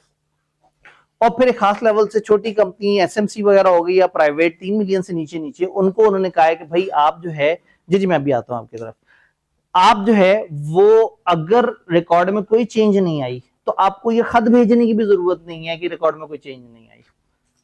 तो जब इनकी तरफ से रिकॉर्ड जमा नहीं होगा तो वो ऑटोमेटिकली अज्यूम कर लेंगे कि उनकी जो पिछली दफा वाली रिटर्न है वो इस दफा भी उसी तरह से वैलिड है। भाई एक सवाल पूछना चाह रहे हैं, इस एनुअल रिटर्न के अंदर टैक्स की इंफॉर्मेशन नहीं होती, वो टैक्स रिटर्न अलग चीज है, इसमें अकाउंट्स की इंफॉर्मेशन भी नहीं होती। प्रॉब्लम ये है कि आईकैप इतनी सारी चीजों के तो कंटेंट सिलेबस में डाल रहा था, इसकी भी डाल देता सिलेबस में, लेकिन चलो अच्छा उन्होंने मेहरबानी कर दी, हमसे वो हटा दिया। तो ये बेसिकली आपके कवाइफ हैं, मेनली आपके शेयर होल्डर्स की डिटेल, डिबेंचर होल्डर्स की डिटेल, जो प्रिंसिपल ऑफिस है, जो रजिस्टर्ड ऑफिस है उसकी डिटेल, आपके बिजनेस की डिटेल, आपका जो वो है क्या कहते हैं, जो ऑफिसर्स हैं डिफरेंट तरह के, उनकी डिटेल, आपके ये सारे कवाइफ जो है ना, आप ये इकट्ठे करके इसमें भेज रहे होते हैं और इनमें कोई चेंज नहीं है तो काम चल जाता है। जैसे हमने कहा कि no need to file return in case there is no change of particulars in last annual return file. Inform कर दें एक खास तरीके से कि कोई चेंज नहीं है, और एसएमसी और 3 मिलियन से छोटी कंपनी को तो इन्फॉर्म करने की भी जरूरत नहीं है। ये किस डेट पे होना चाहिए? As at date of AGM. लेकिन अगर साल में एजीएम हुई ना हो किसी वजह से, या हुई हो और कंक्लूड ना हुई हो और आपका कैलेंडर ईयर खत्म हो जाए, तो फिर 31 दिसंबर डेडलाइन बन जाएगी। फिर एज ऑन 31 दिसंबर जो आपके कवाइफ है वो आपने जमा कराने हैं। तो ये डेट ऑफ एजीएम या 31 दिसंबर, इनमें से कोई एक डेट होगी। जमा कितने अरसे में कराने हैं? कंपनी टू कंपनी वेरी करता है। एनुअल रिटर्न जो है वो आपने रजिस्ट्रार के पास 30 डेज में जमा करा देने हैं, लेकिन लिस्टेड कंपनी के पास गुंजाइश है कि वो उसमें मजीद 15 दिन की एक्सटेंशन ले सकती है। तो लिस्टेड के लिए 30 से 45 दिन और बाकियों के लिए 30 दिन, starting from date of AGM. और अगर साल में एजीएम नहीं हुई या हुई और कंक्लूड नहीं हुई तो फिर last day of calendar year, जिसको हम 31 दिसंबर कहते हैं। एनुअल रिटर्न से रिलेटेड कोई कंफ्यूजन? इसमें जितने भी पर्टिकुलर्स हैं वो ऑलरेडी किसी ना किसी रजिस्टर में पहले से मौजूद होने चाहिए। ऐसा ना हो कि आप एनुअल रिटर्न में अपडेटेड चीज डालें और आपके पास पुराने रिकॉर्ड आउटडेटेड पड़े हुए हो। यहां से कोई सवाल है? जी जी जी बिल्कुल ऐसे ही।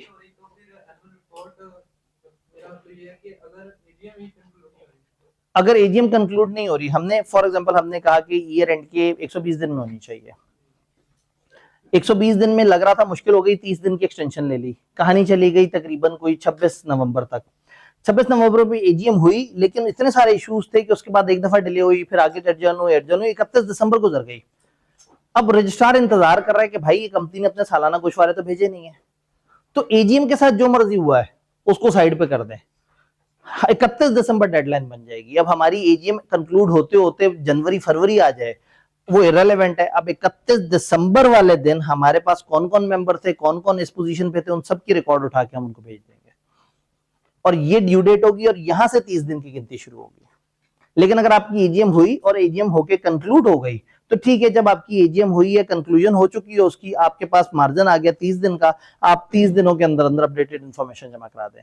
प्रॉब्लम ये है कि इन्होंने ना वो इन्फॉर्मेशन बताई, ना उसको जमा कराने का मैकेनिज्म बताया, तो बस मूड था इनका एक टॉपिक ऐड करने का, तो एक छोटा सा टॉपिक ऐड कर दिया है, मुफ्त का टॉपिक, छोटी सी सीधी सीधी सी बात है। कोई और आखिरी सवाल, फिर हम आगे चलें? नहीं है, वेरी गुड। आखिरी सवाल आप बचा के रखते हैं। डायरेक्टर रिपोर्ट, फाइनेंशियल स्टेटमेंट्स के साथ ऑडिटर की रिपोर्ट लगती है और ऑडिटर की रिपोर्ट के साथ एक डायरेक्टर रिपोर्ट अटैच होती है। ऑडिटर की रिपोर्ट इंशाल्लाह आप लोग ऑडिट के पेपर में जाके पढ़ेंगे इंशाल्लाह आगे। डायरेक्टर रिपोर्ट जो है वो हम यहाँ पे देखने की कोशिश करेंगे। डायरेक्टर रिपोर्ट का मकसद ये है कि जिस तरह से अकाउंट्स में आपने अकाउंटिंग की बातें कर दी हैं, ऑडिटर ने अपनी रिपोर्ट में अपने जज्बात का इजहार कर दिया है, तो डायरेक्टर के पास भी कोई एवेन्यू होना चाहिए जहां वो बताएं कि कंपनी कैसी चल रही है। इसकी ऑथेंटिकेशन जो है वही लोग कर रहे होते हैं जो कि फाइनेंशियल स्टेटमेंट्स की ऑथेंटिकेशन कर रहे होते हैं, चीफ एग्जीक्यूटिव ऑफिसर और एक डायरेक्टर, तो तकरीबन वही इसकी साइनिंग पावर है। डायरेक्टर रिपोर्ट किसने बनानी है? डायरेक्टर रिपोर्ट जो है वो हर पब्लिक कंपनी ने बनानी है, नंबर 1। फिर हर उस प्राइवेट कंपनी ने भी बनानी है जो कि पब्लिक की सब्सिडरी है। नंबर 3, हर उस प्राइवेट कंपनी ने भी बनानी है जिसका पेड अप कैपिटल 3 मिलियन से ऊपर है। तो काश किताब हमें ये लिस्ट दे देती कि कौन कौन सी कंपनी ने डायरेक्टर रिपोर्ट बनानी है। वो है पब्लिक कंपनी, प्राइवेट 3 मिलियन से ऊपर, और प्राइवेट जो पब्लिक की सब्सिडरी है। किताब बता रही है किसने नहीं बनानी, वो प्राइवेट कंपनी जो सब्सिडरी भी ना हो और पेड अप कैपिटल भी 3 मिलियन के अंदर अंदर है, उसने डायरेक्टर रिपोर्ट नहीं बनानी। इस डायरेक्टर रिपोर्ट के साथ अगर वो कोई स्टेटमेंट ऑफ कंप्लायंस भी एक्स्ट्रा से कह दें किसी कंपनी को, तो उसको मानना पड़ेगा। किसको कहा, कब कहा, हमारे सिलेबस में इसका ताल्लुक नहीं है। Statement of compliance with code of corporate governance listed company और पब्लिक सेक्टर कंपनी को उन्होंने कहा है, लेकिन हमारा सेक्शन बता रहा है कि अगर एसईसीपी कुछ भी किसी भी खास कंपनी को कोई भी और स्टेटमेंट ऑफ कंप्लायंस के साथ बनाने का कहे तो आपको बनानी पड़ेगी। अब इसमें जो वैल्यू ड्राइव होती है वो उसकी कंटेंट से ड्राइव होती है। डायरेक्टर रिपोर्ट में लॉजिक जितना मर्जी आप समझ लें, लेकिन अल्टीमेटली आपको एक लिस्ट याद करनी पड़ती है कि डायरेक्टर रिपोर्ट के कंटेंट्स क्या हैं। और कंटेंट्स टेक्निकली याद करना पड़ता है, क्योंकि कुछ कंटेंट है जो हर कंपनी यूज करेगी, कुछ ऐसे कंटेंट्स हैं जो सिर्फ पब्लिक कंपनियों के लिए हैं, और कुछ ऐसे कंटेंट हैं जो सिर्फ लिस्टेड कंपनियों के लिए हैं। तो अगर एक लिस्टेड कंपनी डायरेक्टर रिपोर्ट बनाएगी तो वो ऑल कंपनीज वाली चीजें भी फॉलो करेगी, पब्लिक कंपनियों वाली भी फॉलो करेगी और लिस्टेड वाली भी फॉलो करेगी। अगर एक पब्लिक कंपनी बना रही होगी तो वो ऑल वालों को भी फॉलो करेगी, इसको भी फॉलो करेगी। अगर एक private company 3 million super capital वाली बना रही होगी, वो सिर्फ इन 3 को फॉलो करेगी। तो ये कौन कौन से कंटेंट है, मैंने सिर्फ कीवर्ड्स लिखे हुए हैं, आपके पास नोट्स में, किताब वगैरह में जो भी आप यूज कर रहे हैं वहां पे फुल फ्लैज जुमले आ रहे होते हैं।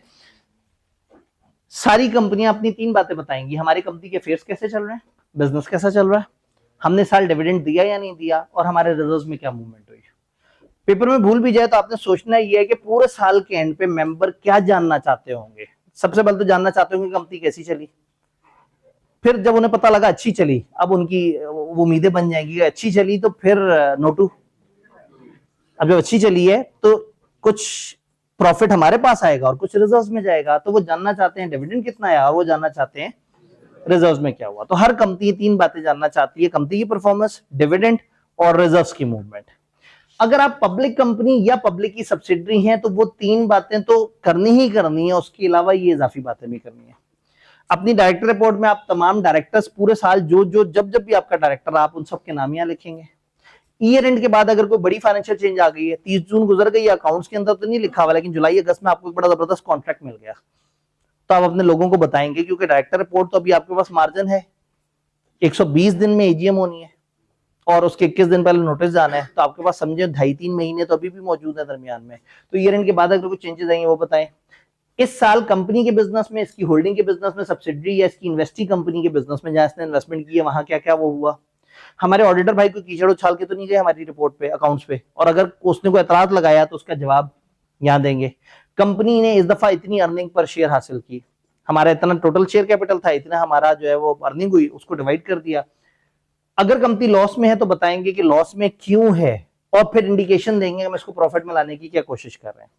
शेयर होल्डिंग पैटर्न बताएंगे कि कंपनी के बड़े शेयर होल्डर्स कितने हैं, दरमियाने शेयर होल्डर्स कितने हैं, छोटे शेयर होल्डर्स कितने हैं। एक बड़ा सा डॉक्यूमेंट होता है जिसमें रेंजेस लिखी हुई होती है, 1 से लेके 100 तक शेयर जितने 1000 लोगों के पास हैं, 101 से लेके 1000 तक शेयर जितने लोगों के पास हैं, 1000 से लेके 10,000 तक शेयर जितने लोगों के पास हैं। तो एक कंपोजिशन पता लग जाती है, इसको हम कहते हैं शेयर होल्डिंग पैटर्न। सिलेबस में इसकी डायग्राम नहीं है, लेकिन जस्ट फॉर इन्फॉर्मेशन बता रहा हूँ। अगर आपकी होल्डिंग कंपनी मुल्क से बाहर है तो उसकी डिटेल बताएं कि हमारी होल्डिंग कंपनी है जो मुल्क से बाहर होती है, ताकि जब भी लोगों ने उस कंपनी पे गुस्सा खाना है तो आपके ऑफिस को आके आराम से आग लगा सकें। तो बहरहाल मतलब आपने बताना है कि वो कौन सी कंपनी है जो पाकिस्तान से नहीं चल रही, पाकिस्तान से बाहर से चल रही है। आपके लोन की रीपेमेंट में अगर आपने कोई डिफॉल्ट किया तो वो बताना पड़ेगा, खुशी से कोई भी नहीं बताएगा, लेकिन मजबूरी है, लॉ कह रहा है आपने बताना होगा। डायरेक्टर्स की रिम्यूनरेशन के पैकेजेस वगैरह क्या हैं, और कंपनी में क्या रिस्क और क्या कंपनी के फाइनेंशियल कंट्रोल्स वगैरह के मामलात हैं, यानी कि डायरेक्टर्स कंपनी के रिस्क और कंपनी के कंट्रोल्स के लिए क्या कोशिश कर रहे हैं। फिर अगर लिस्टेड कंपनी आ गई तो अब यहाँ बहुत ही एक्स्ट्रा शशके मशके वाली बात है। ट्रेंड्स, ग्राफ, चार्ट, हमारी सेल्स यूं जा रही है, हमारी जो है वो एक्सपेंसेस यूं कम हो रहे हैं, हमारी ईपीएस यूं बढ़ रही है, वो अलग अलग तरह के ट्रेंड्स और फैक्टर्स वगैरह आपने वो दिखाने हैं। इन्वायरमेंटल इंपैक्ट, हमारी कंपनी के ऑपरेशन से हम इन्वायरमेंट को कितना डैमेज कर रहे हैं। सस्टेनेबिलिटी, अब एक नया फ्यूचर है तो उसकी वजह से कंपनी लॉ भी अलर्ट है, और वो डायरेक्टर रिपोर्ट में कह रहा है कि आपने ये वाली बातें बतानी है कि हम इन्वायरमेंट को कितना डैमेज कर रहे हैं। कॉर्पोरेट सोशल रिस्पांसिबिलिटी, हमने अपनी समाजी जिम्मेदारियां कितनी अदा की, हमने क्या अच्छे अच्छे काम किए, हमने कोई नए स्कूल शुरू किए क्या, हमने कुछ लोगों के साथ कोई अच्छे एक्टिविटीज की, हमने अपने स्टाफ के साथ वो क्या किया। तो आप समाजी बातें भी करेंगे, आप अपनी इन्वायरमेंट की बातें भी करेंगे। देन आपके डायरेक्टर ने आपके फाइनेंशियल कंट्रोल्स को कैसे मजबूत रखा, इसके बारे में बातें करेंगे। और अगर आपके पास प्रॉफिट था और उसके बावजूद भी आपने डिविडेंड नहीं दिया तो क्यों नहीं दिया, और आगे आपका क्या प्लान है। तो ये सारे कंटेंट्स हैं, इसको याद भी करना पड़ता है और ये भी सोचना पड़ता है पेपर में कि वो जो सवाल पूछ रहे हैं वो कौन सी कंपनी का पूछ रहे हैं। अगर वो पूछे लिस्टेड का तो तीनों, पब्लिक या उसकी सब्सिडरी का पूछे तो दोनों, और प्राइवेट जिसका 3 मिलियन सुपर कैपिटल है तो पहले 3। एक और चीज पे अलर्ट रहिएगा, कभी कभी वो कह देते हैं listed company over and above additionally क्या पता है, उसमें सिर्फ वो 5 बातें, नंबर से आपको पता लग जाएगा। उसके नंबर वो फिर 7-8 तो नहीं बना रहे होंगे, तो उसके नंबर 2, 3, 3, 4 के अंदर कवर हो रहे होंगे। तो आपने ये ध्यान में रखना है कि वो खाली लिस्टेड के इजाफी पूछ रहे हैं या लिस्टेड के सारे पूछ रहे हैं। देन आते हैं उस टॉपिक की तरफ जो कि दुख दे गया। मेरी बड़ी ख्वाहिश थी कि टॉपिक आपको ना पढ़ना पड़ता, लेकिन अब पढ़ना पड़ेगा। Group financial statements.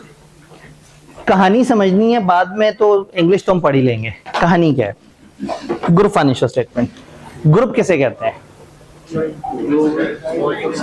होल्डिंग, और होल्डिंग के अंदर जितनी भी सब्सिडीज होती है इनको कलेक्टिवली हम ग्रुप कहते हैं। आप सीपीआर में जब जाएंगे तो वहां आप जाके देखेंगे कि एक होल्डिंग कंपनी अपने साथ अपनी सब्सिडरी कंपनियों के अकाउंट्स को इकट्ठा जोड़ के दिखाती है खास तरीके से।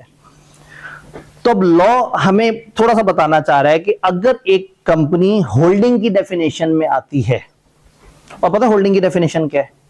शायद आपने पढ़ी हो। किसी कंपनी को उस वक्त तक होल्डिंग कंपनी नहीं कह सकते जब तक कोई दूसरी कंपनी ऐसी ना हो जो उसकी सब्सिडरी हो। तो होल्डिंग कहते हैं किसी सब्सिडरी की होल्डिंग को। तो अगर आप होल्डिंग कंपनी की डेफिनेशन पे है तो अपने ईयर एंड पे रुकें और अपनी सब्सिडरी के और अपने अकाउंट्स को जोड़ के ग्रुप अकाउंट्स बनाएं, और फिर ग्रुप अकाउंट्स के साथ जो होगा मुटाटिस मुटांडिस लीगल वर्ड है, जैसे इप्सो फैक्टो होता है, जैसे प्राइमा फेसाई होता है, ये लफ्ज आप जगह जगह देखते हैं। इस तरह से एक वर्ड होता है मुटाटिस मुटांडिस, एज इट इज। तो अब अगर आप पूछेंगे सर ये अकाउंट्स एजीएम के नोटिस के साथ भेजने हैं, मैं कहूंगा मुटाटिस मुटांडिस। आप कहेंगे इसे साइन कौन करेगा? मुटाटिस मुटांडिस। वैसे ही जैसे आपने पहले पढ़ा था, क्या इनको ऑडिट होगा? मुटाटिस मुटांडिस। क्या एजीएम में मेंबर्स अप्रूव करेंगे? मुटाटिस मुटांडिस। क्या हमने फाइल करना है? मुटाटिस मुटांडिस। पेपर में आप लिख सकते हैं, यस आप कह सकते हैं कि इन अकाउंट्स की requirement shall be mutatis mutandis as per the requirement of financial statements. जो फाइनेंशियल स्टेटमेंट्स की रिक्वायरमेंट है उसी की मुटाटिस मुटांडिस यहाँ, यानी वो सारी जो हमने डायग्राम पढ़ी और वो सारी हरकतें जो अकेली फाइनेंशियल पे पढ़ी थी, अब ये कंपनी अपनी अकेली फाइनेंशियल के साथ, स्टैंड अलोन फाइनेंशियल के साथ एक और फाइनेंशियल स्टेटमेंट बनाएगी जो कहलाएगी ग्रुप की फाइनेंशियल स्टेटमेंट। इसका ईयर एंड वही होगा जो होल्डिंग का ईयर एंड है, इसके 12 महीने वही होंगे जो होल्डिंग के 12 महीने हैं। सब कुछ उसी तरह से चल रहा होगा। कहानी बड़ी रोमांचक चल रही थी कि उन्हें एकदम से याद आया कि ओहो ईयर एंड फर्क भी तो हो सकता है। तो अगर होल्डिंग कंपनी अपने ईयर एंड पे आके अपनी सब्सिडी को कंसोलिडेट करना चाहे तो सबसे प्यारी बात है कि दोनों को ईयर एंड कॉन्साइड करता हो। अगर नहीं करता तो लॉ कहता है देखो हम तुम्हें गुंजाइश देंगे, तुम एक्सटेंडेड एजीएम कराना चाहो, तुम कम टाइम के अकाउंट बनाना चाहो, वो जो रूल पड़े हुए हैं सबको ऊपर नीचे करके फर्ज करें 7-8 महीने का डिफरेंस है और वो दोनों को जोड़ने के लिए एक के कम एक के ज्यादा, एक का एजीएम जल्दी एक का एजीएम लेट, रूल वॉयलेट कर दें कोई बात नहीं, आप बस अगर ये नेक नियत है कि दोनों का ईयर एंड सेम करना चाह रहे हो तो हम आपको फैसिलिटेट करेंगे। तो होल्डिंग कंपनी हमेशा अपने ईयर एंड पे देखेगी कि क्या वो और उसकी सारी सब्सिडीज का ईयर एंड सेम है। अगर सेम है तो उनके अकाउंट्स पकड़ेगी, अपने अकाउंट्स पकड़ेगी, एक खास तरीके से कंसोलिडेट कर देगी। फोर्स स्केड्यूल होता है जो उसके बारे में गाइडेंस देता है और उसके बारे में अकाउंटिंग स्टैंडर्ड जो कि भी आप लोगों ने नहीं पढ़े, 3-4 तरह के अकाउंटिंग स्टैंडर्ड्स हैं जो उसकी पूरी गाइडेंस देते हैं। तो उसके मुताबिक कंसोलिडेशन होगी। प्रॉब्लम कब आएगा? आपके ईयर एंड पे जब आप देखेंगे सब्सिडरी को तो सब्सिडरी का ईयर भी एंड हुआ ही नहीं होगा, तो फिर आप देखेंगे उनका आखिरी ईयर एंड कब हुआ था। अगर उनका लास्ट ईयर एंड और आपके ईयर एंड में 90 दिन से बड़ा फासला हुआ तो इसका मतलब वो बहुत पीछे उनका ईयर एंड हुआ था। लेकिन अगर फर्स्ट करें 30 दिन पहले एंड हुआ था, 60 दिन पहले एंड हुआ था, यानी अगर तो उनका आसपास में ईयर एंड हुआ है कोई टेंशन वाली बात नहीं, उनके वो 12 महीने पकड़े, अपने 12 महीने पकड़े, जोड़ दें। लॉ को 90 दिन तक की मेटीरियलिटी से ज्यादा मसला नहीं। लेकिन अगर डिफरेंस है 90 दिन से बड़ा, आपने हमेशा पीछे की तरफ मुड़ के देखना है कि डिफरेंस कितना बड़ा है। अगर 90 दिन से ज्यादा बड़ा है तो उनके ईयर एंड से अपने ईयर एंड के दरमियान इंटरम अकाउंट्स बनवाएंगे। फॉर एग्जांपल 31 दिसंबर 2025 उनका ईयर एंड था और हमारा था 30 जून 2026। तो जब हम 30 जून पे अपने 12 महीने के अकाउंट्स बनाने लगे तो देखा तो अभी सब्सिडरी कंपनी का तो आधा साल हुआ है 2026 का, तो फिर वो नहीं देखेंगे, हम पीछे देखेंगे आखिरी कब खत्म हुआ था 2025 31 दिसंबर। सब्सिडी से कहेंगे कि तुम अपने दिसंबर 31 2025 से लेके मेरे ईयर एंड जून 30 2026 तक के मुझे 6 महीने के अकाउंट्स बना के दो। इंटरम अकाउंट्स कहलाएंगे। वो इंटरम अकाउंट्स आपको कंसोलिडेशन पर्पस के लिए देंगे। अब आप क्या करेंगे, आप उनके पिछले साल में से 6 महीने ऑडिटेड फाइनेंशियल्स में से उठाएंगे, 6 महीने यहां से उठाएंगे, उसको एक खास तरीके से कंसोलिडेट करेंगे जो कि अगेन हमारे सिलेबस से उसका ताल्लुक फिलहाल नहीं है। पूरे ग्रुप ए में वो कंसोलिडेशन हमें नहीं बताई जाती, तो उसको खास तरीके से कंसोलिडेट करेंगे और फिर उसको मेंबर्स के सामने उसी तरह से प्रेजेंट कर देंगे जिस तरह से बाकी सारी चीजें होती हैं। ये बात समझ आई? एक लाइन को छोड़ के हमने तकरीबन सारी बात समझ ली है। एक दफा जरा इंग्लिश देखते हैं और थोड़ा सा रुक रुक के देखते हैं। Requirements of consolidated financial statements with financial statement of holding company having subsidiary या subsidiaries at year end. Holding company के ईयर एंड पे फाइनेंशियल स्टेटमेंट्स के साथ जिस होल्डिंग कंपनी की सब्सिडरी है या सब्सिडरीज हैं। Attach consolidated financial statements of group.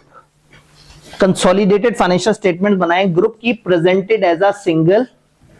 इसका मतलब है मैं 2 अकाउंट बनाऊंगा, मेरे पूरे ग्रुप के अकाउंट्स, हमारे सारे एसेट्स, हमारी सारी लायबिलिटीज।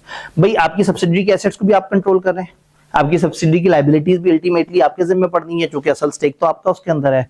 तो आप अपनी सब्सिडरी के अपने अकाउंट्स को अपने अकाउंट्स के साथ जोड़ के ग्रुप अकाउंट्स बनाएंगे। तो मैं 2 अकाउंट्स बनाऊंगा, एक पूरे ग्रुप के अकाउंट्स जैसे कि वो एक कंपनी हो अकेली, और एक मेरे अकाउंट्स जो कि अकेले मेरी कंपनी के अकाउंट्स होंगे।